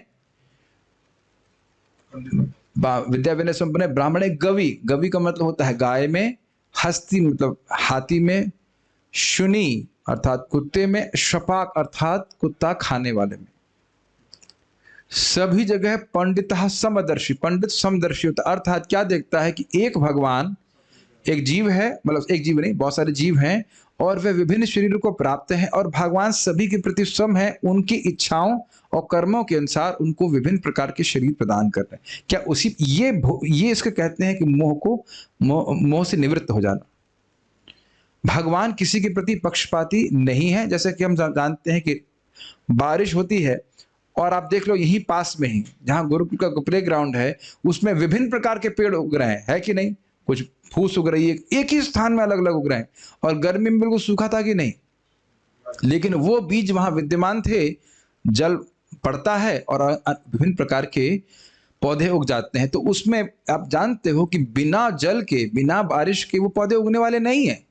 लेकिन क्या पौधा उग रहा है, उसके लिए किस प्रजाति का उग रहा है, उसके लिए जो बारिश है, वर्षा है, वो रिस्पॉन्सिबल नहीं है, उसका उत्तरदायित्व नहीं है। तो भगवान सभी के रूप हृदय में परमात्मा के रूप में विद्यमान है और वो अलग अलग नहीं है। यद्यपि लोगों की अलग अलग प्रवृत्ति है, कुछ नहीं समझ पा रहे हैं। जो भगवान अनंत ज्ञान से युक्त हैं, सारे सद्गुणों से युक्त हैं, वो हृदय में बैठे हुए हैं। तो सब लोग अलग अलग क्यों कर रहे हैं? सभी लोग भक्ति क्यों नहीं कर रहे? सभी लोग भगवान के आश्रम में क्यों नहीं जा रहे हैं? कुछ लोग ऐसा क्यों बोल रहे हैं कि भगवान है ही नहीं, भगवान निराकार है? तो ऐसा किसी व्यक्ति के मन में भ्रम हो सकता है कि भाई हो सकता हो अलग अलग परमात्मा हो, अलग अलग बात बता रहे हो, लेकिन ऐसा नहीं है। उस व्यक्ति की इच्छा के कारण भगवान हैं एक ही, लेकिन अलग अलग प्रकार का ज्ञान दे रहे हैं। जैसे प्रहलाद महाराज को प्रेरित कर रहे हैं कि वह भगवान की शरण में आए, और हिरण्यकश्यप को इस प्रकार से प्रेरित कर रहे हैं कि जब भगवान नरसिंहदेव गुस्से में, बैड मूड में प्रकट हुए हैं, तो हिरण्यकश्यप सोच रहा है कि मैं इनसे युद्ध करके इनको मार भी दूंगा, जबकि उनके सामने कीड़े के समान है। नरसिंहदेव जी का मूड खराब होगा और आप तलवार निकालेंगे उनके सामने, बताइए। तो वह प्रेरणा भी भगवान ही दे रहे हैं। Does it make sense? मत्ता स्मृति ज्ञानम अपोहनम च, जान रहे हैं ना। तो अपने कर्म के कारण ऐसा व्यक्ति कर रहे हैं। तो भगवान का किसी के प्रति पक्षपात नहीं है। तो ऐसा मेरा भेद मोह विधूत नष्ट हो गया है। अब इसका केवल ये एक अर्थ है। चक्रवर्ती पाद थोड़ा सा अर्थ अलग से लेंगे, उसको हम देखेंगे, आपको बहुत अच्छा लगेगा। पहले अन्वय देख लीजिए। आत्मकल्पितानाम, श्री भगवान के ही द्वारा कल्पित अर्थात रचित। आत्मकल्पित नाम का अर्थ होगा परमात्मा कल्पिता नाम, भगवान के द्वारा। आत्म मतलब परमात्मा, भगवान के द्वारा रचित या स्वयं रचित। हमने ऐसे इच्छाएं करी इसलिए विभिन्न प्रकार के शरीर प्राप्त हैं, लेकिन रचना तो भगवान ही कर रहे हैं। हम अपने शरीर की रचना नहीं कर रहे हैं। ये स्पष्ट समझ में आ रहा है कि नहीं? कोई विरोध? खा जरूर रहे हैं, लेकिन कैसे शरीर में लग रहा है, कैसे पोषण हो रहा है, ये नहीं पता। और खाना भी भगवान से आ रहा है। तो सीधा सीधा अर्थ लें तो भगवान के द्वारा ही रचित विभिन्न शरीर हैं, शरीर दिए गए हैं, फ्लैट भगवान ने बनाए हैं, उसकी बुकिंग भगवान करवा रहे हैं हर एक की पेमेंट के अनुसार, हर एक की इच्छा और कर्म के अनुसार। क्या है शब्द? कर्मणा दैव नेत्रेणा, कर्मों के अनुसार भगवान के नए अधीक्षण में सबको विभिन्न प्रकार के शरीर प्राप्त हो रहे हैं। ये क्लियर हो रहा है? आत्मकल्पिता नाम, भगवान ने विभिन्न शरीर बनाए हुए हैं। शरीर और शरीर भाजाम, शरीरधारियों के हृदय धिष्ठितम, प्रत्येक हृदय को अधिष्ठित करने वाले, प्रतिदृशम, और सभी प्राणियों को अलग अलग दिखने वाले। लोग भ्रमित हो जाते हैं, सोचते हैं कि अलग अलग भगवान है। जैसे कभी कभी लोग बोलते हैं हाँ भाई भगवान की कृपा होगी तब हम भजन करेंगे, एज इफ भगवान आपको प्रेरित नहीं कर रहे, भगवान की कृपा कुछ खत्म हो गई, दूसरे को दिया है हमको नहीं दिया है, ऐसे कर। भगवान तो एक ही है, अगर हम चाहें तो भगवान क्यों हमको हम पर कृपा नहीं करेंगे। एकम अर्कम इव अनेकथा, जिस प्रकार सूर्य एक होते हुए भी अधिष्ठान भेद से अनेक स्वरूप में दिखता है। अधिष्ठान भेद का मतलब क्या है? जैसे मान लीजिए अरे वो पेड़ के ऊपर है, सूर्य पेड़ के ऊपर है, या तालाब में दिख रहा है, या फिर कोई कहता है नहीं सूर्य मेरे ऊपर है। ऐसी बातें बोलते हैं कि नहीं? लेकिन सूर्य केवल एक ही है और वो सब जगह अपने आप को विस्तारित कर रहा है इस तरह से। तम इमम अजम विधूत भेद मोह, उन भगवान के संबंध में इमम, जो इस समय जो मेरे समक्ष में है, इमम मतलब जो मेरे सामने दिख रहे हैं, अजम और अजन्मा है, विद्युत भेद मोह, मेरा भेद मोह समाप्त हो गया। भेद मतलब भेद मोह समझ रहे हैं, इनके हृदय में कोई और है, इनके हृदय में कोई और, ऐसा नहीं, वही भगवान सबके हृदय में विद्यमान। अहम समधिगतोस्मि, और मैंने उनको सम्यक रूप से प्राप्त कर लिया, मैं समझ गया हूं कि वही भगवान है जो मेरे सामने अभी आए हैं, वही परमात्मा के रूप में विद्यमान है। भक्तों की बात आसान लग रही होगी क्योंकि हमने प्रचुर मात्रा में सुना है, लेकिन मेरा अनुभव है कि एक जगह हम लखनऊ में प्रचार कर रहे थे, तो बाद में एक वृद्ध व्यक्ति आए, वो बड़ा अजीब तरह से अनुमोदन कर रहे थे। हाँ भाई, उस परम पिता परमात्मा परमेश्वर का ध्यान तो करना ही चाहिए। मुझे किसका? हाँ वही परम पिता परमात्मा। कौन? अरे वही जो सभी के पिता है, जन्मदाता है। वो कौन? विष्णु विष्णु विष्णु। जो पहले 3 बार, जब उन्हें 3 बार में भी मुख से नहीं निकला कि वो परम पिता परमेश्वर कौन है।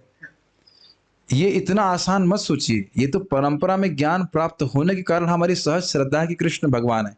दुनिया में सभी लोग सोच रहे हैं क्या? इसीलिए मैं बारंबार कहा करता हूं इस बात को कि हर इस्कॉन का भक्त एक विशेष व्यक्ति है, उसके पास विशेष ज्ञान है कि कृष्ण भगवान है। ऐसा मत सोचिएगा कि सभी लोग उसी प्रकार से सोच रहे हैं। हाँ, हम लोग तो सुन रहे हैं और प्रामाणिक रूप से सुन रहे थे, श्रद्धा पक्की हो रही है, लेकिन सभी का नहीं है। आपके गांव में सब मान रहे हैं कृष्ण भगवान है, हम तो आंखों से देखे। याद आ रहा है हम लोग थे ना उस दिन, एक माता जी लोग की टोली मंदिर में गई, दुर्गा जी का कीर्तन हो रहा है, फिर टोली घूम करके शनि जी के मंदिर चले गया, शनि देव कीर्तन हो रहा है, और हो सकता है रात्रि में राम दरबार में चले जाए। कोई विश्वास नहीं है विशेष रूप से कि भगवान कौन है। हाँ, कोई देता नुकसान न कर दे, गुस्सा ना हो जाए, सभी को मिला के चलना है भाई। तो ये तो आंखों से देखा है मैंने, और मुझे इस पे हंसी आती है। मैं पहले भी बोल चुका हूँ कि भरतपुर में हम कार्यक्रम करने जाते हैं, माता जी 3 साल सुन रहे हैं, सुनी प्रभु जी का सारा प्रवचन, हमको बहुत अच्छा लगता है। बस ये अच्छा नहीं लगता कि कृष्ण को ही भगवान क्यों कहते हैं। उन्होंने कहा सुना क्या आपने 3 साल में? जब प्रचार करने जाओ तब ऐसा ऐसा रिस्पांस मिलता है कि आश्चर्यचकित हो जाते। 3 साल सुना क्या आपने कि कृष्ण भगवान है, यही समझ में नहीं है आपको? तो ऐसा भी गोरख ज्ञान रहता है। या भरतपुर में एक बार ऐसा, कहीं भरतपुर का निंदा नहीं कर रहा है, लेकिन उस दिन किताब वितरण करने गए व्यक्ति बोला, गीता को हम बांट रहे थे, वितरण कर रहे थे, ये तो मनुष्य ने लिखी है, इंसान ने लिखी है, कोई भी लिख सकता है। मैंने कहा आप क्यों नहीं लिख देते? चुप हो गया। मैंने कहा आप अगर सोच रहे हो कि कोई भी लिख सकता है, आप भी लिख दीजिए, देखिए आपकी गीता कौन पढ़ता है। और दुनिया में अगर केवल आर्ग्यूमेंट फॉर आर्ग्यूमेंट से, क्या दुनिया में हम मनुष्यों की लिखी किताब नहीं पढ़ते? भगवान की लिखी किताब कितनी पढ़ी है हमने, बता दीजिए। अगर आप ये भी मान रहे हो कि गीता एक मनुष्य ने लिखी है, वैसे तो ऐसा बात नहीं है, भगवान की वाणी है, लेकिन अगर यह भी मान लिया जाए कि केवल एक मनुष्य ने लिखी है, तो आप क्या मनुष्यों की लिखी किताब नहीं पढ़ते? उन्हीं की तो किताब पढ़ते हो। न्यूज़पेपर में तो नितांत झूठ लिखा रहता है। मैं अपने अनुभव से बता रहा हूँ। मेरा कुछ इंटरव्यू लेके चले गए और पता नहीं क्या क्या लिख दिया, ये एनटीपीसी में गए थे, उसके बाद वहां उनको भक्ति मिली, जबकि उससे पहले से मैं भक्ति कर रहा हूँ। एकदम झूठ। आईआईटी में गोल्ड मेडलिस्ट थे, जबकि आईआईटी में गोल्ड मेडल मिलता ही नहीं है। किसी को नहीं मिलता, चाहे टॉपर भी हो। आप समझ रहे हैं, मैं उसी से उपलक्षण समझ रहे हैं कि अगर मेरे विषय में, जो कि मैंने कुछ नहीं बोला, ये ऐसा मसाला लिख सकते हैं, तो यानी बाकी जगह भी झूठ ही लिखते होंगे। और उसको खूब चाव से पढ़ता है और ऐसा विश्वास करके पढ़ता है कि यही ब्रह्म ग्रंथ है कि नहीं? तो ये दिखा रहा है कि हृदय दूषित है। तो अखबार को तो स्वीकार कर रहा है, लेकिन भगवत गीता को नहीं स्वीकार कर रहा है कि नहीं? मैं खाली से बोल रहा था कि ये सब क्यों हो रहा है। भगवान परमात्मा ही ऐसी प्रेरणा उनको दे रहा है, क्योंकि वैसे कर्म किए हैं। श्रीधरी यानी हो, ये बड़ा बहुत इंटरेस्टिंग पॉइंट है। आश्चर्य हो जाता है ना, आप लोग को आश्चर्य होता है ना कि हमको भगवान प्रेरणा दे रहा है भक्ति करने की, और सामने वाले को बिल्कुल नहीं दे रहा है। यह तो ऐसा क्या कारण है वही भगवान। लेकिन एक छोटा सा और आप जानते हैं, भगवान कृष्ण दुर्योधन को समझा रहे हैं कि भाई देखो, सुलह कर लो। दुर्योधन क्या बोलता है? जानामि धर्मम न च में प्रवृत्ति, मैं धर्म जानता हूं लेकिन मेरी प्रवृत्ति नहीं है। और जानामि अधर्मम न च में निवृत्ति, मैं अधर्म जान रहा हूं लेकिन उसमें मेरी निवृत्त नहीं हो रहा, उससे मैं हटना नहीं चाहता। तो ये सब जो है भगवान ही इस प्रकार से प्रेरित करे। तो इसीलिए अच्छे भक्तों का संग, या भक्तों के संग के द्वारा व्यक्ति के जब कुछ भक्ति सुकृति बनती है, तब भगवान उसको प्रेरित करते हैं, जाओ जाओ भगवान के बारे में श्रवण करो, नाम जप करो, भक्ति करो, इत्यादि इत्यादि। ठीक है, श्रीधर स्वामी जी की टीका पढ़ रहे हैं। तमिमम इत्यादि श्लोक के द्वारा भीष्म जी बतलाते हैं कि मैं तो कृतार्थ हो गया हूं, मतलब मैंने भगवान को प्राप्त कर लिया। यहाँ पे लिखा हुआ समधिगतोस्मि, क्योंकि मैंने उस अज अर्थात अजन्मा परमात्मा को अच्छी तरह से प्राप्त कर लिया है। प्राप्ति की सम्यकता को, मतलब किस प्रकार से अच्छे से समझ लिया है, उसको बतलाते हुए उन्होंने कहा कि मेरा भेद मोह समाप्त हो गया है। यह सोचना कि भगवान अलग अलग हैं सबके हृदय में, ये मेरा नष्ट हो गया। समझ में एकदम भगवान का तत्व आ गया है। वे परमात्मा अपने से ही निर्मित इन प्रत्येक शरीरधारियों के हृदय में अधिष्ठ होकर विराजमान हैं, फिर भी वे अधिष्ठानों की भिन्नता के कारण अनेक रूप में प्रतीत होते हैं। यह उसी तरह से प्रतीति होती है, समझने का उसी तरह से प्रतीति होती है जैसे कि सूर्य। तो कभी व्यक्ति कुछ सोचता है, प्रभुपाद जी का एक इंटरव्यू है ना उनसे, एक पादरी से, we believe that animals have no soul, no soul, ऐसा करके बोला है। देखा याद है? हम ये मानते हैं कि जानवरों की कोई आत्मा नहीं। अब देख रहे हैं कि पादरी ऐसा बोल रहा है, तो चेले कितने अज्ञान में होंगे जब गुरुजी इस प्रकार से सोच रहे हैं। देखिए वीडियोस को, बड़ा प्रसिद्ध वीडियो है। कितना अद्भुत बात है जब पादरी ऐसा बोल रहा है कि जानवरों में आत्मा नहीं है, जबकि आप स्पष्ट देख सकते हो उनको भी वैसा ही दर्द होता है जैसे हमको होता है। मान लो पेड़ों में विश्वास नहीं कर रहे, गायों में और अन्यों में तो एकदम दिख रहा है ना, चींटियों में, सभी जगह दिख रहा है। कितने लोग कभी विचार किए चींटी को देखकर कि उनमें भी वही आत्मा है जो मेरे अंदर? आता है विचार?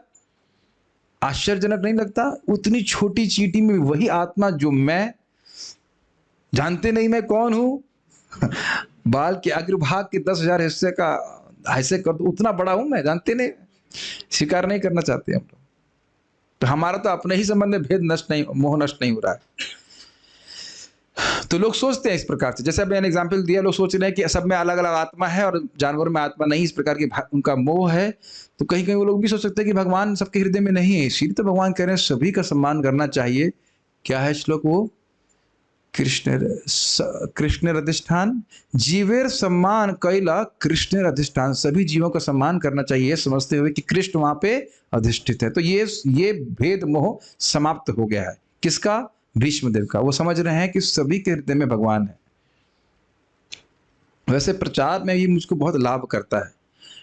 मैं लोगों को कृष्ण भावना के बारे में बताने का प्रयास करता हूँ, सभी को बताने का प्रयास करता हूँ। वो कितना ग्रहण करना चाहते हैं उन पर छोड़ देता हूँ। बहुत आसान है, we be detached on that matter, क्योंकि भगवान अगर उसको समझने की बुद्धि देंगे तभी वो समझ पाएगा। बात हमें भगवान की ही बोलनी है, लेकिन जब तक वो भगवान अंदर से प्रेरित नहीं करेंगे वो समझने वाला नहीं। लेकिन एक बात ध्यान रखिएगा, भगवान की बात बोलेंगे तो उसको अच्छा लगेगा। ये बहुत बड़ा रहस्यमय बात है। वो बात पूरी ना समझ पाए, लेकिन बात आप भगवान की बोलेंगे तो उसको अच्छा जरूर लगेगा, क्योंकि भगवान प्रसन्न हो रहे हैं।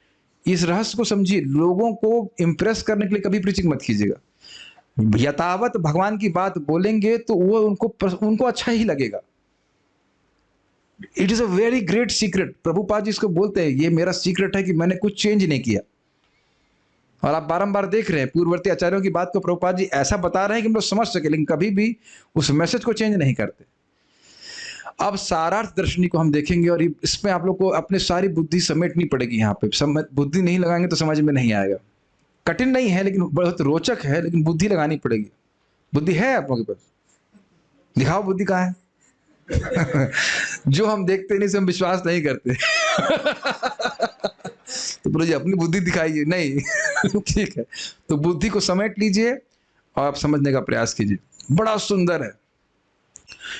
वो तम से लिंक बना रहे हैं, परंतु आप भगवान को युष्मद शब्द के प्रयोग के द्वारा सीधे संबोधित क्यों नहीं करते हैं? ये पहले भी बोल चुके हैं ना कि कृष्ण सामने हैं, और एक बार भी विष्णुदेव ये नहीं बोले कि मेरी आप में बुद्धि हो। ऐसा नहीं।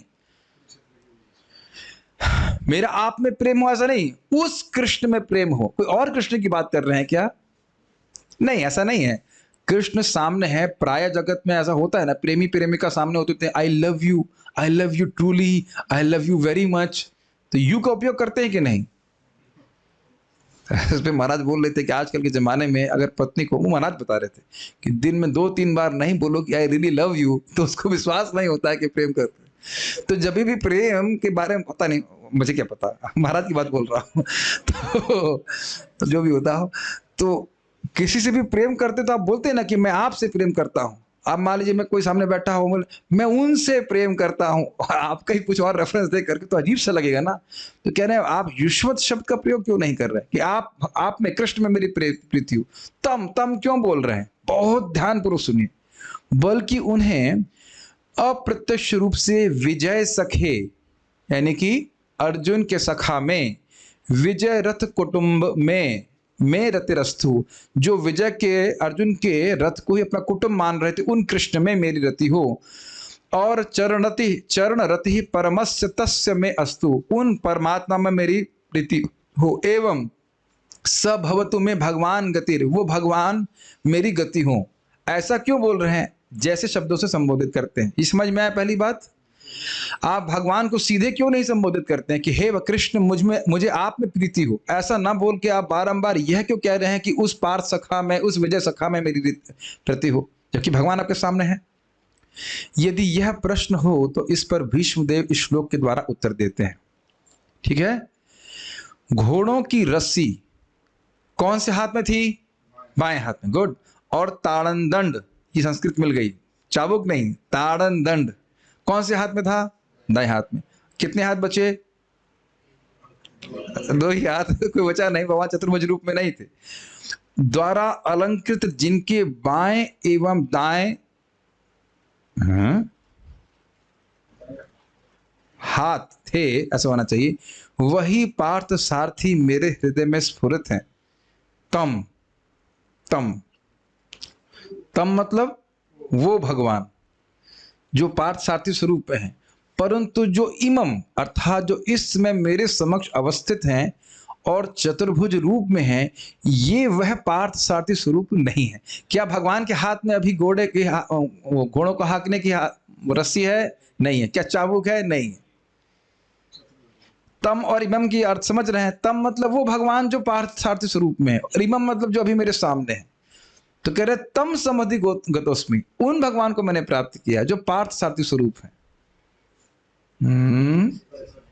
You are with me? ठीक है।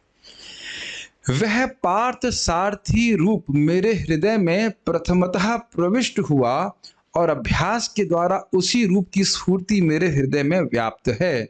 इसलिए यह सम्मुखवर्ती रूप मेरे हृदय में प्रवेश नहीं कर पा रहा, यह भाव है। वो जो पार्थ सारथी स्वरूप था वो मेरे मन में छप गया, और छप गया मतलब बारंबार उसी का भीष्मदेव स्मरण कर रहे हैं। यह मत सोचिएगा कि अभी जब सब लोग सामने हैं तभी स्मरण कर रहे हैं।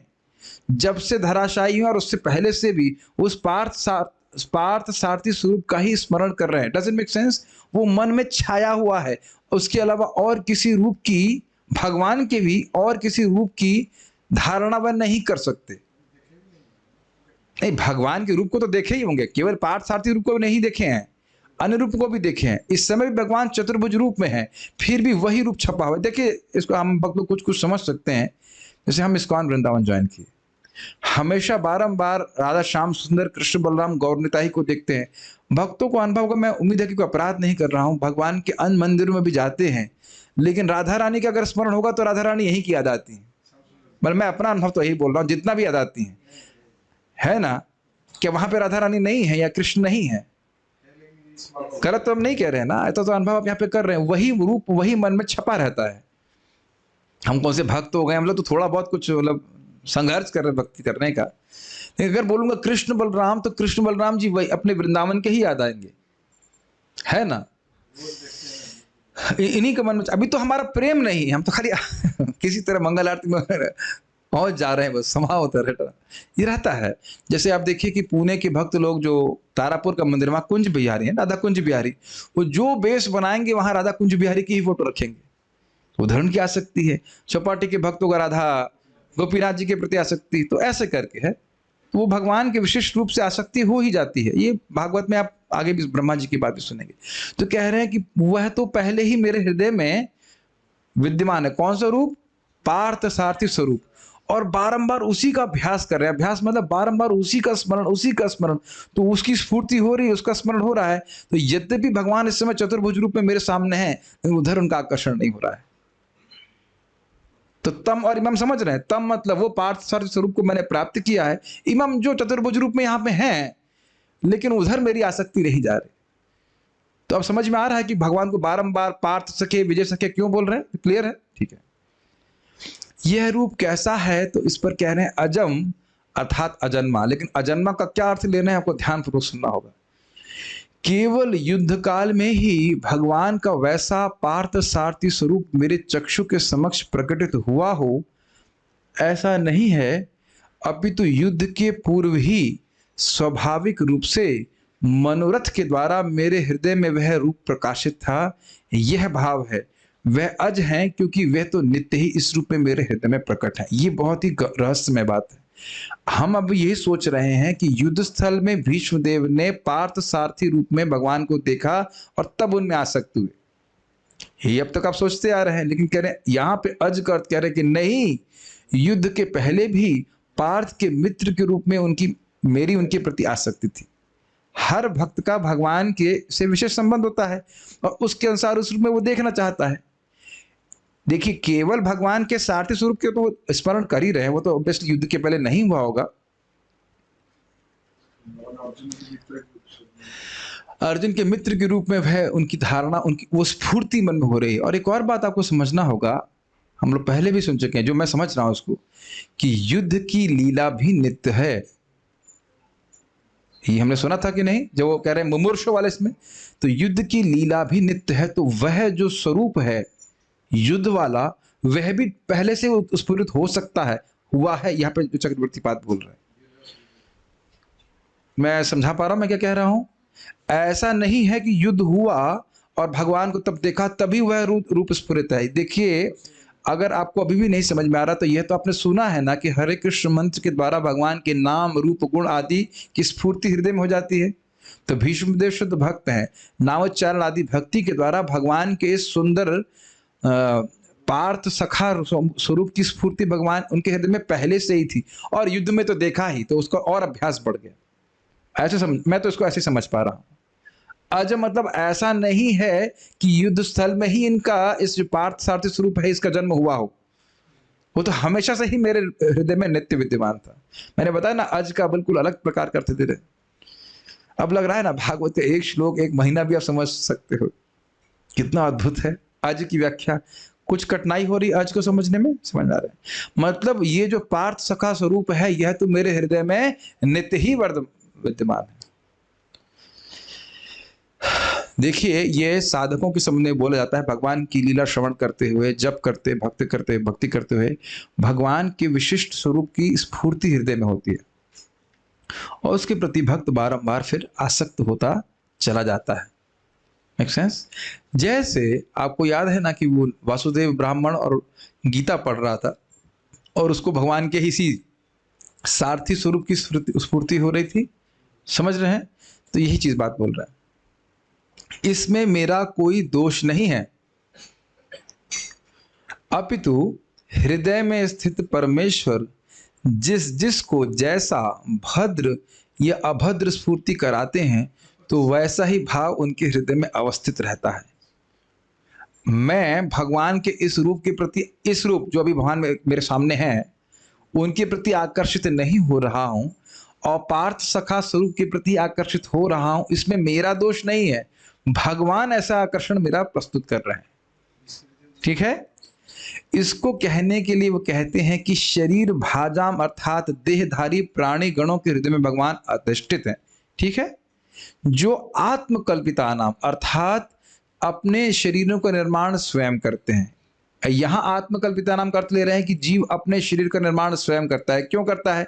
जैसे वह कर्म करता है उसके अनुरूप शरीर मिलता है। आज सुबह सुन रहे थे, जो लोग भागवत में आते हैं, आज महाराज समझा रहे थे, जैसा कर्म व्यक्ति कर रहा है वैसा उसको शरीर प्राप्त हो रहा है, और जैसा शरीर प्राप्त हो रहा है वैसे वो कर्म कर रहा है, फिर वैसे शरीर प्राप्त होते जा रहे हैं। इसकी व्याख्या के लिए अभी आप रिकॉर्डिंग पोस्ट कर दिया हूं, आप हरि कथा में आप सुन सकते हैं। जो लोग महत्वपूर्ण कुछ कार्य कर रहे थे तो आप रिकॉर्डिंग तो एटलीस्ट सुन लीजिए। अरे मैं कटाक्ष नहीं करना चाह रहा था, क्षमा कीजिएगा, वापस अपनी वाणी को वापस ले लेते हैं। तो हम ये बात समझ में आ रही है ना कि किस प्रकार से हम अपने शरीर का निर्माण कर रहे हैं। अब हम भगवान की भक्ति कर रहे हैं तो अपने दिव्य देह का निर्माण कर रहे हैं कि नहीं? जाप कर रहा है, भगवान का प्रसाद खा रहा है, भागवत सुन रहा है तो दिव्य देह प्राप्त होगी। और जो गलत कार्य कर रहा है, रजोगुणी तमोगुणी कार्य कर रहा है, वह सुअर की देह प्राप्त करेगा। सतोगुणी कार्य कर रहा है, देवता की देह प्राप्त करेगा। स्पष्ट समझ में आ रहा है? तो जीव अपने ही शरीरों का निर्माण अपने कर्मों से कर रहे हैं, ये कुछ समझ में आ रहा है? ठीक है, तो यह अर्थ भी लिया जा सकता है। श्रुति कहती है यथाग्ने शूद्रा विस्फुलिंग विचरंती, आत्माएं छोटी छोटी चिंगारियों की तरह इधर उधर भटकती रहती है बृहद अरण्य के ऊपर। इसका अर्थ क्या है? जैसे आपने देखा है कि बहुत बड़ी अग्नि हो और उससे चिंगारियां इधर उधर पसे छिटकती रहती हैं, उसी प्रकार से आत्मा, आप देखते सुने हैं, चिंगारी की तरह है। और कभी देवता के शरीर में या किसी जानवर के शरीर में या मनुष्य के शरीर में, इस प्रकार से आत्माएं भटक रही, अर्थात अपने कर्मानुसार विभिन्न शरीरों को प्राप्त हो रही। क्लियर? ठीक है। मेरे हृदय में, ध्यान से सुनिए, मेरे हृदय में तत्पद वाच्य पार्थ सारथी स्वरूप और मेरे सम्मुख स्थित चतुर्भुज रूप भिन्न नहीं है। इसको कहने के लिए भीष्मदेव कहते हैं प्रतिदृश्यम इत्यादि। देखिए, तत्पद वाच्य का मतलब जो बारंबार बोल रहा हूं, तत् मतलब उन, तो बार बार जो मैं बोल रहा हूं उनमें मेरी प्रीति हो, उनमें मेरी प्रीति हो, तो वो जो वाच्य का मतलब ये माइक है, तो माइक हो गया वाचक और ये माइक इसका वाच्य कहा जाएगा। बहुत कठिन हो रहा है क्या? ये क्या है? वेबकैम, तो वेबकैम शब्द हो गया वाचक और ये वस्तु हो गया इसका वाच्य। तो कह रहे हैं बारंबार जो मैंने शब्द यूज किया है, तत् मतलब उन भगवान में उन पार्थ सखा में मेरी रति हो, तो जो पार्थ सारथी स्वरूप जिसको मैं इंगित कर रहा था तत् शब्द से कि उसमें मेरी रति हो, वो और इमम, ये जो भगवान मेरे सामने, उनमें कोई भेद नहीं है। ये मेरा मोह जो है वो नष्ट हो गया है, लेकिन मेरी आसक्ति पार्थ सारथी स्वरूप में, इसीलिए मैं तम कह रहा हूं। Are you with me? या ट्यूबवेल पे पहुंच गए सब लोग? अपने घर में रोटी तो नहीं जलाते हुए आगे धोती सुखाने तो नहीं पहुंच गए ब्रह्मचारी लोग? ठीक। मयि एव मन आधत्स्व मयि बुद्धिम निवेशय निवस्यसि मय्येव अथ ऊर्ध्वम न संशय। भगवान की उक्ति है, अपने मन और बुद्धि को मुझ में लगाओगे तो निश्चित तुम मेरे पास रहोगे, इसमें कोई संशय नहीं। तो बुद्धि तो थोड़ी लग रही है, लेकिन ये इस बुद्धि का सर्वश्रेष्ठ सदुपयोग है कि हम भागवत समझने में लगा रहे हैं। इतना कठिन नहीं जितना आप सोच रहे हैं, इससे अधिक कठिन चीजें हम लोग पढ़ चुके हैं। भाषा ही तो है, भाषा तो समझने का प्रयास कीजिए। ठीक है, इसको समझाने के लिए प्रतिदृश्यम बोल रहे हैं कि यह जो चतुर्भुज रूप मेरे सामने है और पार्थ सारथी स्वरूप में कोई भेद नहीं। आकाश में स्थित एक सूर्य को अनेक जन अपनी दृष्टि के कारण अनेक कहते हैं और कहते हैं कि सूर्य हमारे ऊपर है। हर व्यक्ति बोल रहा है कि सूर्य मेरे ऊपर है, सूर्य मेरे ऊपर है, सूर्य पेड़ के पास में है, इत्यादि इत्यादि। यद्यपि सूर्य सभी के मस्तक के ऊपर स्थित है, तब भी दृष्टि भेद के कारण अनेक रूप से प्रतिभाषित होता है, यानी अलग अलग लोग सोचते हैं कि सूर्य अलग अलग है। इस प्रकार का भेद रूपी मेरा मोह दूरीकृत हो गया है।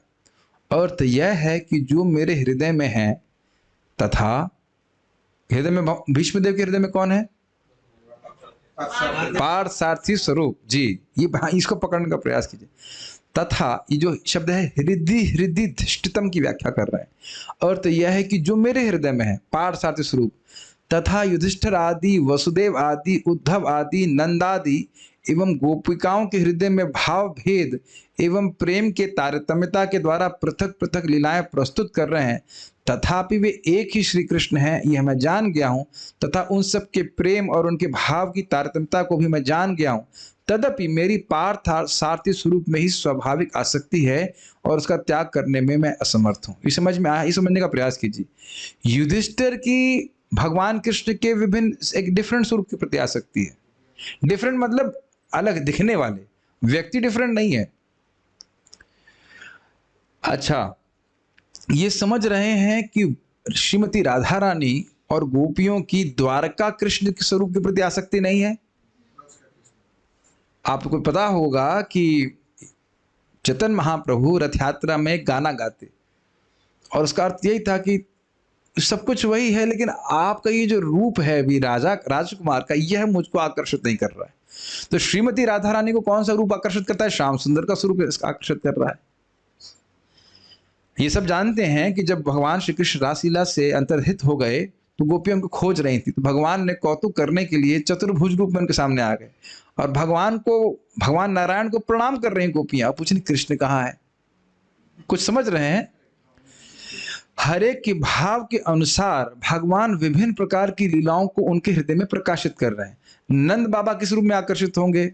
स्वाभाविक स्वरूप बात है कि द्वारका कृष्ण जिसमें राजकुमार के रूप में कृष्ण, उसके प्रति आकर्षित नहीं होंगे, वह तो अपने लाला के रूप में आकर्षित होंगे।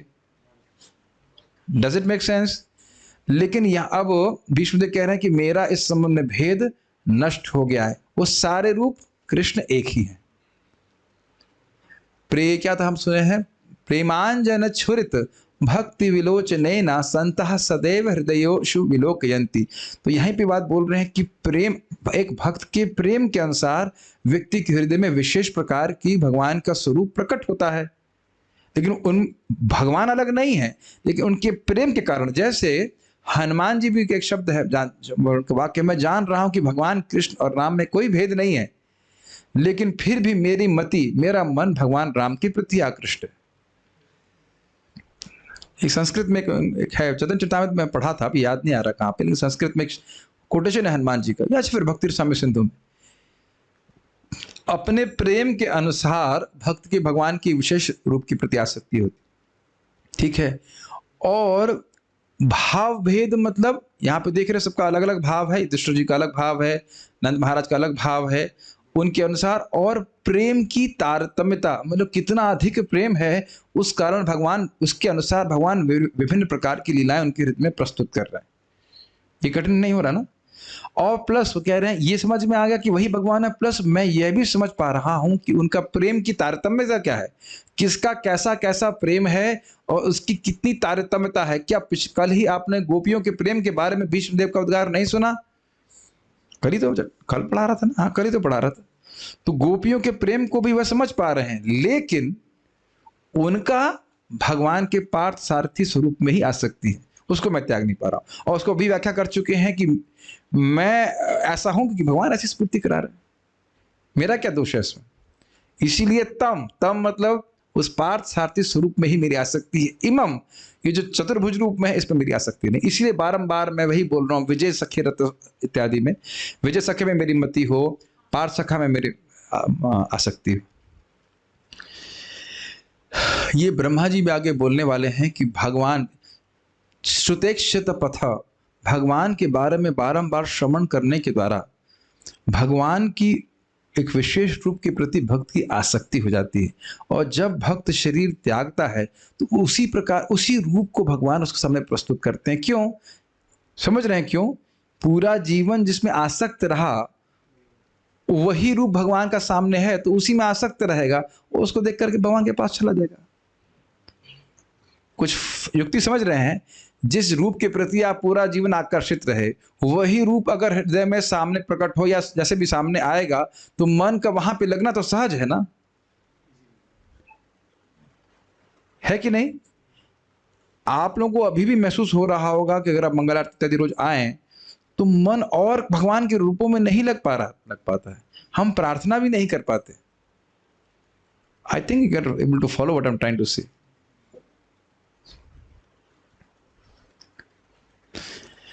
ठीक है, मेरे सम्मुख स्थित जो चतुर्भुज रूप है, यद्यपि मैं उसकी धारणा करता हूं, किंतु वह किंचित मात्र भी मुझको रुचिकर नहीं लगता। इमाम समझ गए? जो मेरे सामने हैं, दिख तो रहे हैं मुझे, लेकिन वो नहीं दिख रहे। वो मुझे तो वही रूप अच्छा लग रहा है जो पारसार्थी रूप था। ठीक है, तो ये उम्मीद है कि कुछ कुछ समझ में आएगा। उसे पढ़ना मत दोबारा कभी। ये एक ड्यूटी होती है, पढ़ लेंगे तो समझ में आ जाएगा ना। वो तो करने के लिए थोड़ा आए आप। इतनी बुद्धि थोड़ा लगाएंगे हम भागवत में।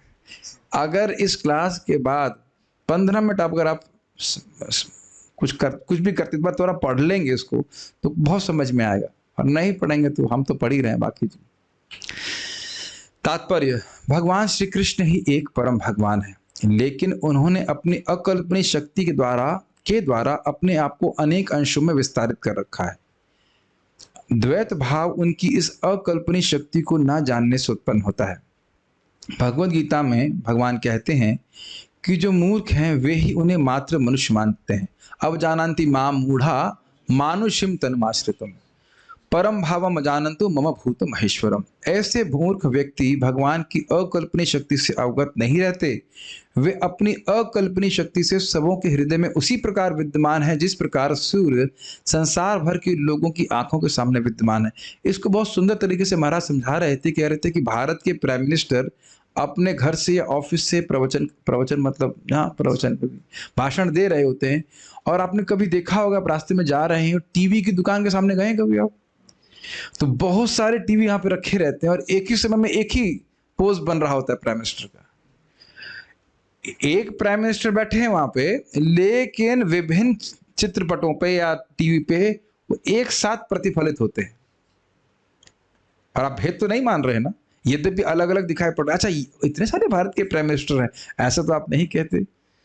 ये उदाहरण समझ में बड़ा अच्छा उदाहरण महाराज बता रहे थे। उसी प्रकार से भगवान सभी के हृदय में समान रूप से विद्यमान है। एक्चुअली ये हमारे नाम जप के लिए बहुत महत्वपूर्ण है। ये बहुत डिफिकल्ट है यह स्वीकार करना कि कृष्ण उतना ही सामने वाले के हृदय में है जितना मेरे हृदय में है। बहुत कठिन है कि नहीं? और ये ध्यान दीजिएगा, अब हम जो बोलेंगे वो तो आप हम भी अप्लाई नहीं कर पाते कि किसी को कुछ बोलते हैं तो पहले कृष्ण सुनते हैं। अब सोचिए कि हम क्या क्या बोल जाते हैं दूसरों के बारे में और दूसरों से। बात बहुत आसान लगती है, लेकिन अगर उसको अप्लाई करेंगे तो सकल सम्मान करो ते शकति देहो नाथ जथा तबे तो गाई वो हरि नाम सुखे अपराध हबे हता। सभी को यथा योग्य सम्मान देने की शक्ति जब मुझे प्राप्त होगी तब मेरे सारे अपराध नष्ट होंगे और मैं हरिनाम के सुख का अनुभव कर पाऊंगा। मैं अपने मन से तो नहीं बोल रहा, नरोत्तम दास ठाकुर जी बोल रहे हैं इस बात।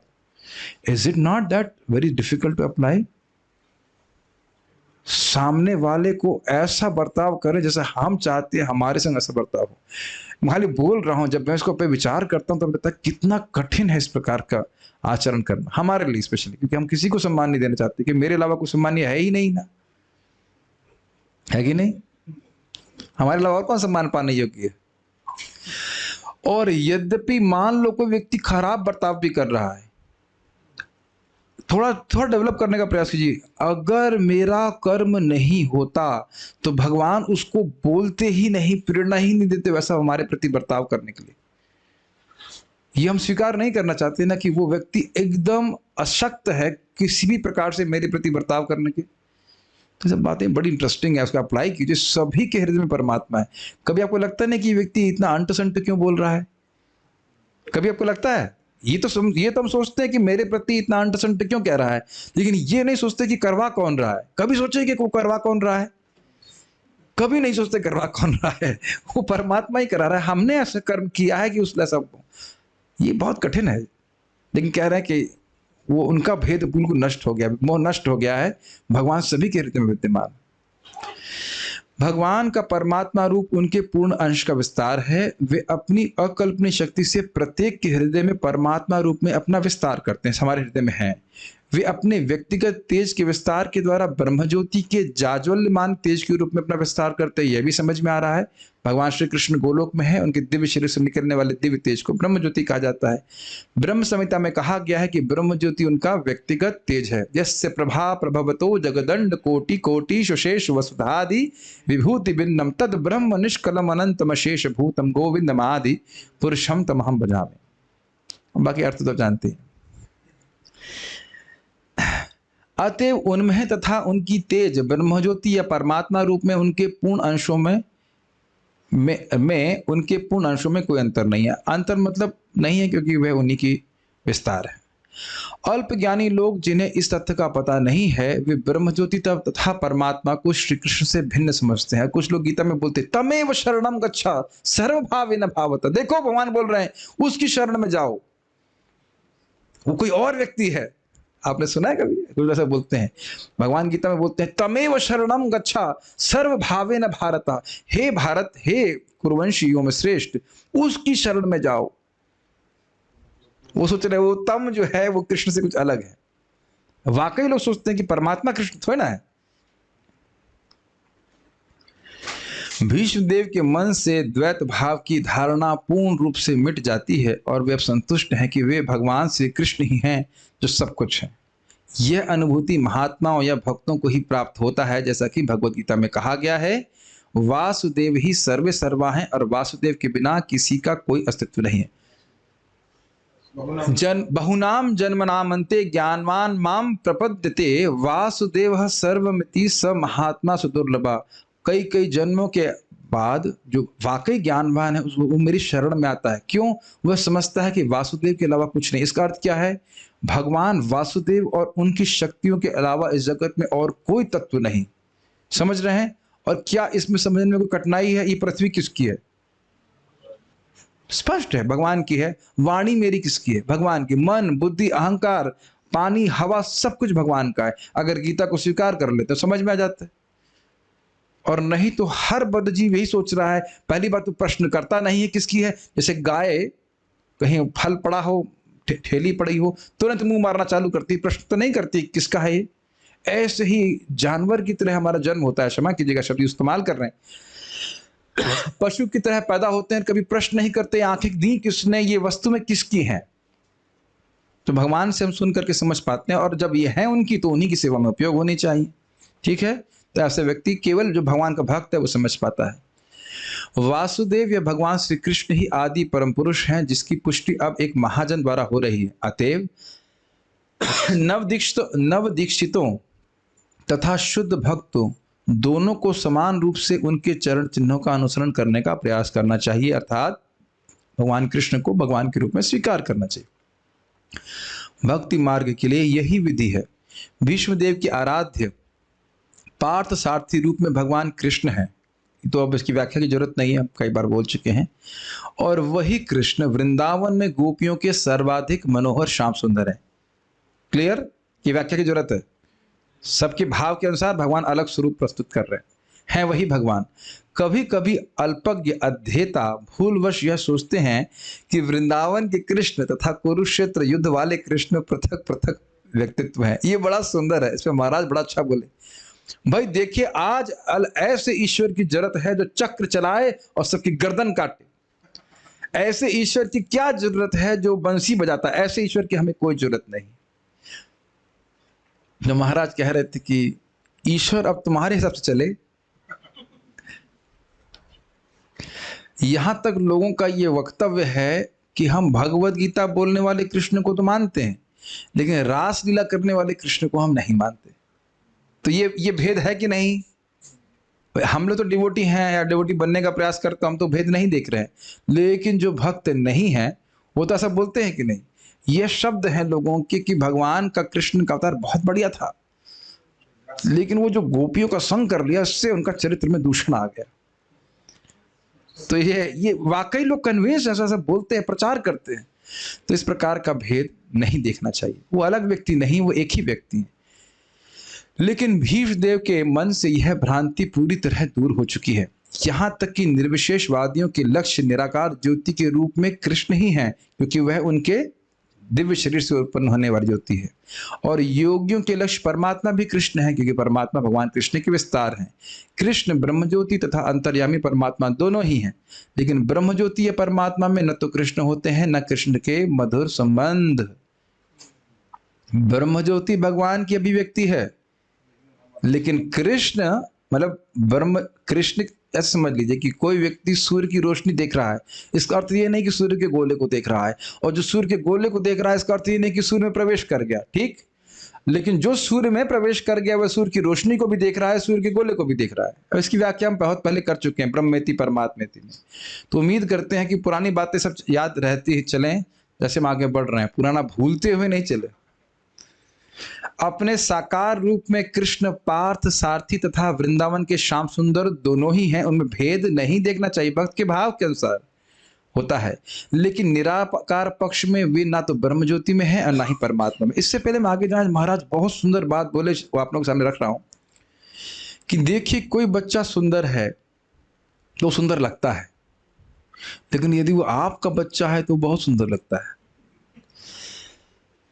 यदि बच्चा सुंदर ना भी हो, अगर आपका है तो सुंदर लगता है। गलत तो नहीं कह रहे हैं। तो जब ममता होती है तो वो व्यक्ति और प्रिय लगता है। कुछ याद आ रहा है? शांत रस में भगवान की महिमा का वो समझते हैं, भगवान में आसक्त होते हैं, लेकिन ममता गंधहीन, याद आ रहा है, ममता से हीन रहते हैं। तो जब ममता और अधिक हो जाती है तो और अधिक सुंदर लगते हैं। तो यहाँ पे आप देख भी रहे हैं कि हर भक्त की भाव के भेद के अनुसार ममता अलग अलग प्रकार की है। रूप शिक्षा कुछ याद आ रही है? जैसे जैसे प्रेम की तारतम्यता बढ़ती जाती है, ममता का आधिक्य बढ़ता जाता है, अधिकता होती जाती है, और अधिक भगवान की सुंदरता उनके हृदय में प्रकाशित होती है। सब भूल गए रूप शिक्षा? ठीक है, इसीलिए बिना प्रयोजन के हम नहीं पढ़ा रहे हैं कुछ, उसका रेफरेंस दे दे करके हम आगे पढ़ा लेंगे। आप लोग सब भूल गए, सब ममता आधिक्य, सब दास भावना, सब भूल गए, ठीक है। लेकिन ब्रह्मज्योति और परमात्मा में तो बिल्कुल भी ममता का भाव नहीं। परमात्मा को देख जरूर रहा है, लेकिन उसको वह सुख प्राप्त नहीं होगा जो एक दास भाव को सुख, दास भाव के भक्त को सुख मिलता है, क्योंकि उसकी ममता होती है। भले ही भगवान वही है, नहीं समझ में आ रहा है? भगवान वही है, विष्णु स्वरूप है, लेकिन ममता नहीं तो उतना सुंदर नहीं, उतना सुख नहीं, सुखमय नहीं लगेंगे जितना कि एक दास भाव को लगना, दास से भाव वाले भक्त को लगेगा, क्योंकि उसकी भगवान में ममता भी है, और फिर वो ममता आगे और बढ़ती चली जाती है। मुझे लग रहा है कि कुछ समझ में नहीं आ रहा है, लेकिन अब क्या कर सकते हैं। भीष्मदेव जैसे महात्मा श्री कृष्ण के इन विभिन्न स्वरूपों का अनुभव कर सकते हैं, अतएव वे श्री कृष्ण को समस्त स्वरूपों का उद्गम जानकर उन्हीं की पूजा करते हैं। और किस रूप में पूजा करते हैं? पार्थ सारथी स्वरूप में। अब हम आपको प्रश्न किए बिना नहीं छोड़ेंगे, तो इसलिए और क्षमा भी। श्लोक के अनुसार भीष्मदेव कौन सी, यानी 41वें श्लोक के अनुसार भीष्मदेव कौन सी घटना को याद कर रहे हैं जो उनके सामने घटित हुई थी? एक मिनट, मैं यहाँ पर पहले जूम डिवोटीज को चांस देना चाहता हूँ, इस बहाने थोड़े एक्टिव रहते हैं, उसके बाद नहीं दे पाएंगे तो हम यहाँ पूछेंगे। कौन उत्तर देना चाहे? रेवती माता जी, प्रिय श्रेयसी माता जी, पूजा माता जी, अमृत वबु प्रभु, यस प्लीज गो हेड, बोलिए। प्रभु जी, भीष्मदेव कहते हैं कि वो रासु यज्ञ का याद करते हैं जिसमें भगवान कृष्ण सबके सामने उपस्थित थे। उसमें ऋषि, महात्मा, विज्ञानी सारे लोग उपस्थित थे, लेकिन भगवान श्री कृष्ण को अग्र पूजा कराया जाता है। उसमें युधिष्ठिर महाराज उनकी महानता को और उनके भागवत रूप को सबके सामने प्रस्तुत करना चाहते थे। जी जी, वो उस रूप को देख रहे थे जो इस रूप में भगवान ने सुंदर स्वरूप में मुनिगणों से और राजाओं से पूजा स्वीकार, सम्मान स्वीकार किया। राजसूय में श्रीधरी के अनुसार भीष्मदेव अपना परम सौभाग्य किसे मान रहे हैं? एक मिनट रुकिए, इसको मेरे स्पॉटलाइट पे बैठ के बोलना पड़ेगा। श्रीधरी के अनुसार भीष्मदेव अपना परम सौभाग्य किसे मान रहे हैं? Okay, who will answer? Revati Mataji can answer. Yes. प्रभु जी, जो भगवान यज्ञ में भगवान सम्मानित हुए थे, पूजित हुए थे, वह भगवान शरीर त्यागने के समय में उनके समक्ष थे। Yes. जिस सभा में शिव जी और ब्रह्मा भी थे, उस सभा में जो सम्मानित हुए, पूजित हुए, वह भगवान उनके समक्ष थे। तो ये इसे अपना परम सौभाग्य मान रहे थे भीष्मदेव। परम सौभाग्य मान रहे। Good. Next. Oops. ये इसको आप लोग शायद महत्वपूर्ण ना समझते हो, लेकिन रिवीजन से जो भी आज आपने सीखा है वो बात पक्की हो जाती है। ऐसा नहीं कि देखिए मैं बोल रहा हूँ, मैं तैयारी कम से कम 3-4 घंटे करके आया हूँ, तो मेरे लिए कोई कठिनाई नहीं है। लेकिन यहाँ पे बहुत भक्त पहली बार देख रहे हैं इस श्लोक को, जबकि पोस्ट चाहे कभी भी कर दिया गया हो। सर रिवीजन करने से दिमाग में घुस जाती बातें, कि पहली बार सुन रहे हैं ना, आपने कभी सुना ही नहीं से बातें। श्रील प्रभुपाद जी के तात्पर्य से सिंहासन पर बैठने के पश्चात राजा अपनी श्रेष्ठता घोषित करने के उद्देश्य क्या करता है? क्या कहते हैं उसको? दारू के भट्टे खुलवा देता है ना, जब कोरोना खुलता है। तो ये इजी क्वेश्चन अजिता माता जी को पूछते हैं, इजी वाला आपके पास, बोलिए। सर प्रभु जी, सिंहासन पे बैठने के बाद राजा एक घोड़ा छोड़ता है, और अगर कोई उसका विरोध करता है तो उसे उस राजा के साथ युद्ध करना पड़ता है, और वेरी गुड करके देन फिर वो अपनी श्रेष्ठता प्रूव करता है। अश्वमेध यज्ञ इत्यादि करते हैं। ये स्पेशली चक्रवर्ती सम्राट के बारे में बोला जा रहा है। ठीक है, गुड। इसका मतलब आप लोग ध्यानपूर्वक सुन रहे हैं, मुझे विश्वास नहीं था, इसीलिए आप लोगों से प्रश्न कर रहा हूं। नेक्स्ट क्वेश्चन, भगवान का ध्यान करने का क्या अर्थ है एवं यह निराकार पक्ष से सरल कैसे? ये बहुत सिंपल प्रश्न किया जा रहा है, लग रहा है सिंपल, लेकिन बहुत ही संगीन और महत्वपूर्ण प्रश्न है। दुनिया में सब लोग ध्यान शिविर लगा रहे हैं, लेकिन पता नहीं कि ध्यान का मतलब क्या है, भगवान का ध्यान करने का क्या अर्थ है, एवं यह निराकार पक्ष से सरल कैसे है? कौन उत्तर देना चाहेंगे? प्रिय सरस्वती माता जी, पूजा माता जी, okay, you have not spoken yesterday anything, so we'll give you a chance. Next difficult one will go to प्रिय सरस्वती माता जी। और प्रभु जी तो लग रहा है कोई बोलते ही नहीं है। ठीक है, सब वीडियो ऑफ करके बैठ गए। अनीश कहाँ है? ओके पूजा माता जी, प्लीज गो अहेड। प्रभु जी, भगवान का ध्यान करने का अर्थ है कि उनके कार्यकलाप को, उनके गुण, यश, नाम सभी का ध्यान कर। यस, और निराकार पक्ष से आसान क्यों है? क्योंकि भगवान एक साकार रूप में उनको ध्यान करना ज्यादा सरल है, जबकि किसी ब्रह्म ज्योति पर या निराकार उस पर ध्यान करना बहुत कठिन है। हाँ, ये तो आपने सही उत्तर दिया, इसमें कोई गलती नहीं है, लेकिन निराकार का ध्यान करना क्यों कठिन है इसकी मैंने व्याख्या करी थी। वो कुछ याद आ रहा है किसी को? आपको याद है बात? Okay, you want to answer? You give it in the mike. Prabhu ji, जैसे रूप और शब्द का हम सरलता से मेडिटेट कर सकते हैं। सरलता नहीं, उसी का ही ध्यान कर रहे हैं पूरा दिन। या तो रूप स्मरण होता है, जैसे 9 बजे स्मरण होने तक खिचड़ी, राजमा चावल सहज रूप से होता है कि नहीं? आप देखिए, अभी मैं कहूँ कि आज दोपहर में आपने आलू बैगन की सब्जी खाई थी, वहां बनी थी, कितना आसान है स्मरण करना। और अब बैगन को निराकार कर दी तो किसको ध्यान करेंगे? बैगन को ही निराकार नहीं कर पा रहे हैं, भगवान को निराकार करने क्या मतलब? इसलिए बहुत क्लेश हो रहा है। ठीक है, नेक्स्ट, ये बहुत इंपॉर्टेंट पॉइंट था, आगे देखते हैं। अगला प्रश्न है, ये 42वें श्लोकों से संबंधित है। भीष्म देव द्वारा उन अजन्मा भगवान को कैसे प्राप्त किया गया जो उनके समक्ष हैं? श्लोक से शब्दार्थ सहित समझाइए। इतना कठिन प्रश्न, इतना कठिन प्रश्न, चलिए श्लोक तो दिखा दें कम से कम। ओके, प्रश्न फिर से देख लीजिए, कहाँ गया? अरे कहाँ गया? हाँ, भीष्म देव द्वारा उन अजन्मा भगवान को कैसे प्राप्त किया गया जो उनके समक्ष हैं? श्लोक से शब्दार्थ सही समझाइए। ये तो बहुत कठिन हो जाएगा, ये तो मैं भी उत्तर नहीं दे पाऊंगा। माइक पे बोली, चलिए इधर तो कोई हाथ। अच्छा, प्रिय service is raising hand. Okay, just about to give it to the live devotees here. Okay, go ahead, let's see. Hare Krishna Prabhu ji. आप मुझे श्लोक दिखा देंगे क्या? श्लोक दिखा देंगे, open book exam, yes why not.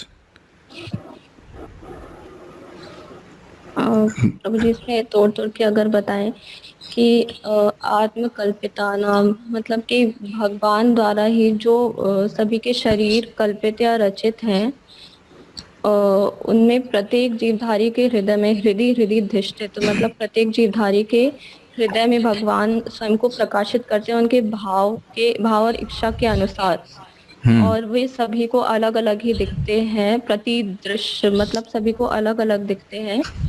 और वो तो ठीक है, जो- आप वो सब प्रश्न है कि कैसे प्राप्त किया। मतलब जैसे कि सूर्य सभी को पार्थ सारथी हाँ ये तो उत्तर था, पार्थ सारथी शुरू में प्राप्त किया, बस यही सीखना था और क्या है, सिंपल उत्तर है, इतना इतना खतरनाक नहीं था। श्लोक से शब्दार्थ बोल के कहा था ना ठीक है। क्वेश्चन। उन्होंने यही समझ लिया कि ये जो पार्थ सारथी स्वरूप है ये भगवान के अन्य स्वरूपों से भिन्न नहीं है, इस प्रकार से प्राप्त किया। बहुत कठिन प्रश्न कर दिया था, इतना कठिन प्रश्न नहीं करना चाहिए, इजी इजी करना चाहिए। चलिए आगे देख लेते हैं नेक्स्ट प्रश्न। स्वयं से निर्मित प्रत्येक शरीरधारियों के हृदय में रहने वाले भगवान अनेक रूप में प्रतीत होते हैं, इसकी तुलना किससे की गई है? इजी है बट स्टिल आई वुड कौन आंसर कौन? Okay, Janaki Mata ji will answer. Easy questions I will give to her. Yes Prabhu ji इसमें तुलना सूर्य से की गई है। जिस प्रकार सूर्य होता है तो एक ही है, लेकिन भिन्न भिन्न प्रकार से दिखाई पड़ता है। जैसे कभी पेड़ के ऊपर, तालाब के ऊपर, किसी व्यक्ति के ऊपर, लेकिन वह एक ही सूर्य होता है। उसी प्रकार से भगवान सबके हृदय में विद्यमान है परमात्मा रूप में, और वह एक ही है, अलग अलग नहीं है। गुड, सही उत्तर। Next question. सारार्थ दर्शनी के अनुसार अजम, सारार्थ दर्शनी के अनुसार, बहुत ध्यान दीजिएगा, वहां अर्थ एकदम अलग लिया गया था। ये प्रश्न एक सुपर प्रश्न है। सारार्थ दर्शनी के अनुसार अजम एवं प्रतिदृश्यम का क्या अर्थ किया गया? Let's see who can answer this. Is really a challenging question. प्रिय सरस्वती माता जी, रेवती माता जी, अमल कृष्णा, चलो एक व्यक्ति तो समझ में आया कि again if not then Shashikant Prabhu. Let us see who can. ध्यान दीजिएगा कि सारार्थ दर्शनी की तरह अनुसार बोला जा रहा है, प्रयास कीजिए। यस, अजम का मतलब है अजन्मा। ओके, और गलत नहीं है लेकिन पूरा नहीं आशा है। देखिए अजन्मा का अर्थ हम लोग नॉर्मली क्या समझते हैं, हमारी तरह जो कर्माधीन जिनका जन्म नहीं हो, लेकिन वह अर्थ चक्रवर्ती बाद ने नहीं लिए हैं। वो अर्थ है अजन्मा का, वह सीधे स्वामी लिए हैं उसको, चक्रवर्ती पाद अज का अर्थ अलग प्रकार से लिए हैं। यानी पार्थ जो भीष्मदेव पार्थ सारथी रूप देख रहे हैं, हाँ, वो सिर्फ युद्ध के बाद नहीं बल्कि उनके हृदय में युद्ध से पहले भी। Very good. युद्ध में ही देखा हो पार्थ सारथी स्वरूप, ऐसा नहीं है, वो तो हमेशा से ही नित्य विद्यमान स्वरूप था। बहुत। और प्रतिदृश्यम मतलब, और प्रतिदृश्यम यानी जो भीष्मदेव पार्थ सारथी रूप देख रहे हैं और मतलब स्मरण कर रहे हैं, और जो चतुर्भुज रूप देख रहे हैं सामने, उन दोनों में कोई अंतर नहीं है। नहीं, कोई बात नहीं, ना प्रॉब्लम। प्रतिदृश्यम का अर्थ ये नहीं है, बट यू गेट अ, हाँ, you want to give it a try? Anybody else want to give it a try here? प्रतिदृश्यम, अब इतनी दूर बैठे हुए हैं पाकिस्तान में। चलिए माइक पहुंचेगा कि नहीं पहुंचेगा, let's see if you can answer. हाँ, हरे कृष्ण गुरु जी, जो सारथी माइक पे, हाँ। जो भगवान का सारथी अरे रूप, आपको करंट लगता है माइक से कि बोलना शुरू करते हैं दूर कर देते हैं। हाँ। तो जो भगवान का सारथी रूप है, हाँ। और जो भगवान के सामने अभी जो भगवान का चतुर्भुज रूप है, उसको संबंधित करते हुए प्रतिदिशम सारथ। चलिए एक बार हम फिर से देख लेते हैं कि इसमें क्या चक्रवर्ती पाद बोलना है। मुझे देखिए, इसीलिए चरवण बहुत इंपॉर्टेंट है। ये पॉइंट शायद मिस हो गया, लग रहा है मैंने ठीक समझाया नहीं। कहाँ पे लिखा है प्रतिदिशम, देखा जाए। दोनों भिन्न नहीं है, पार्थ सारथी रूप और चतुर्भुज रूप।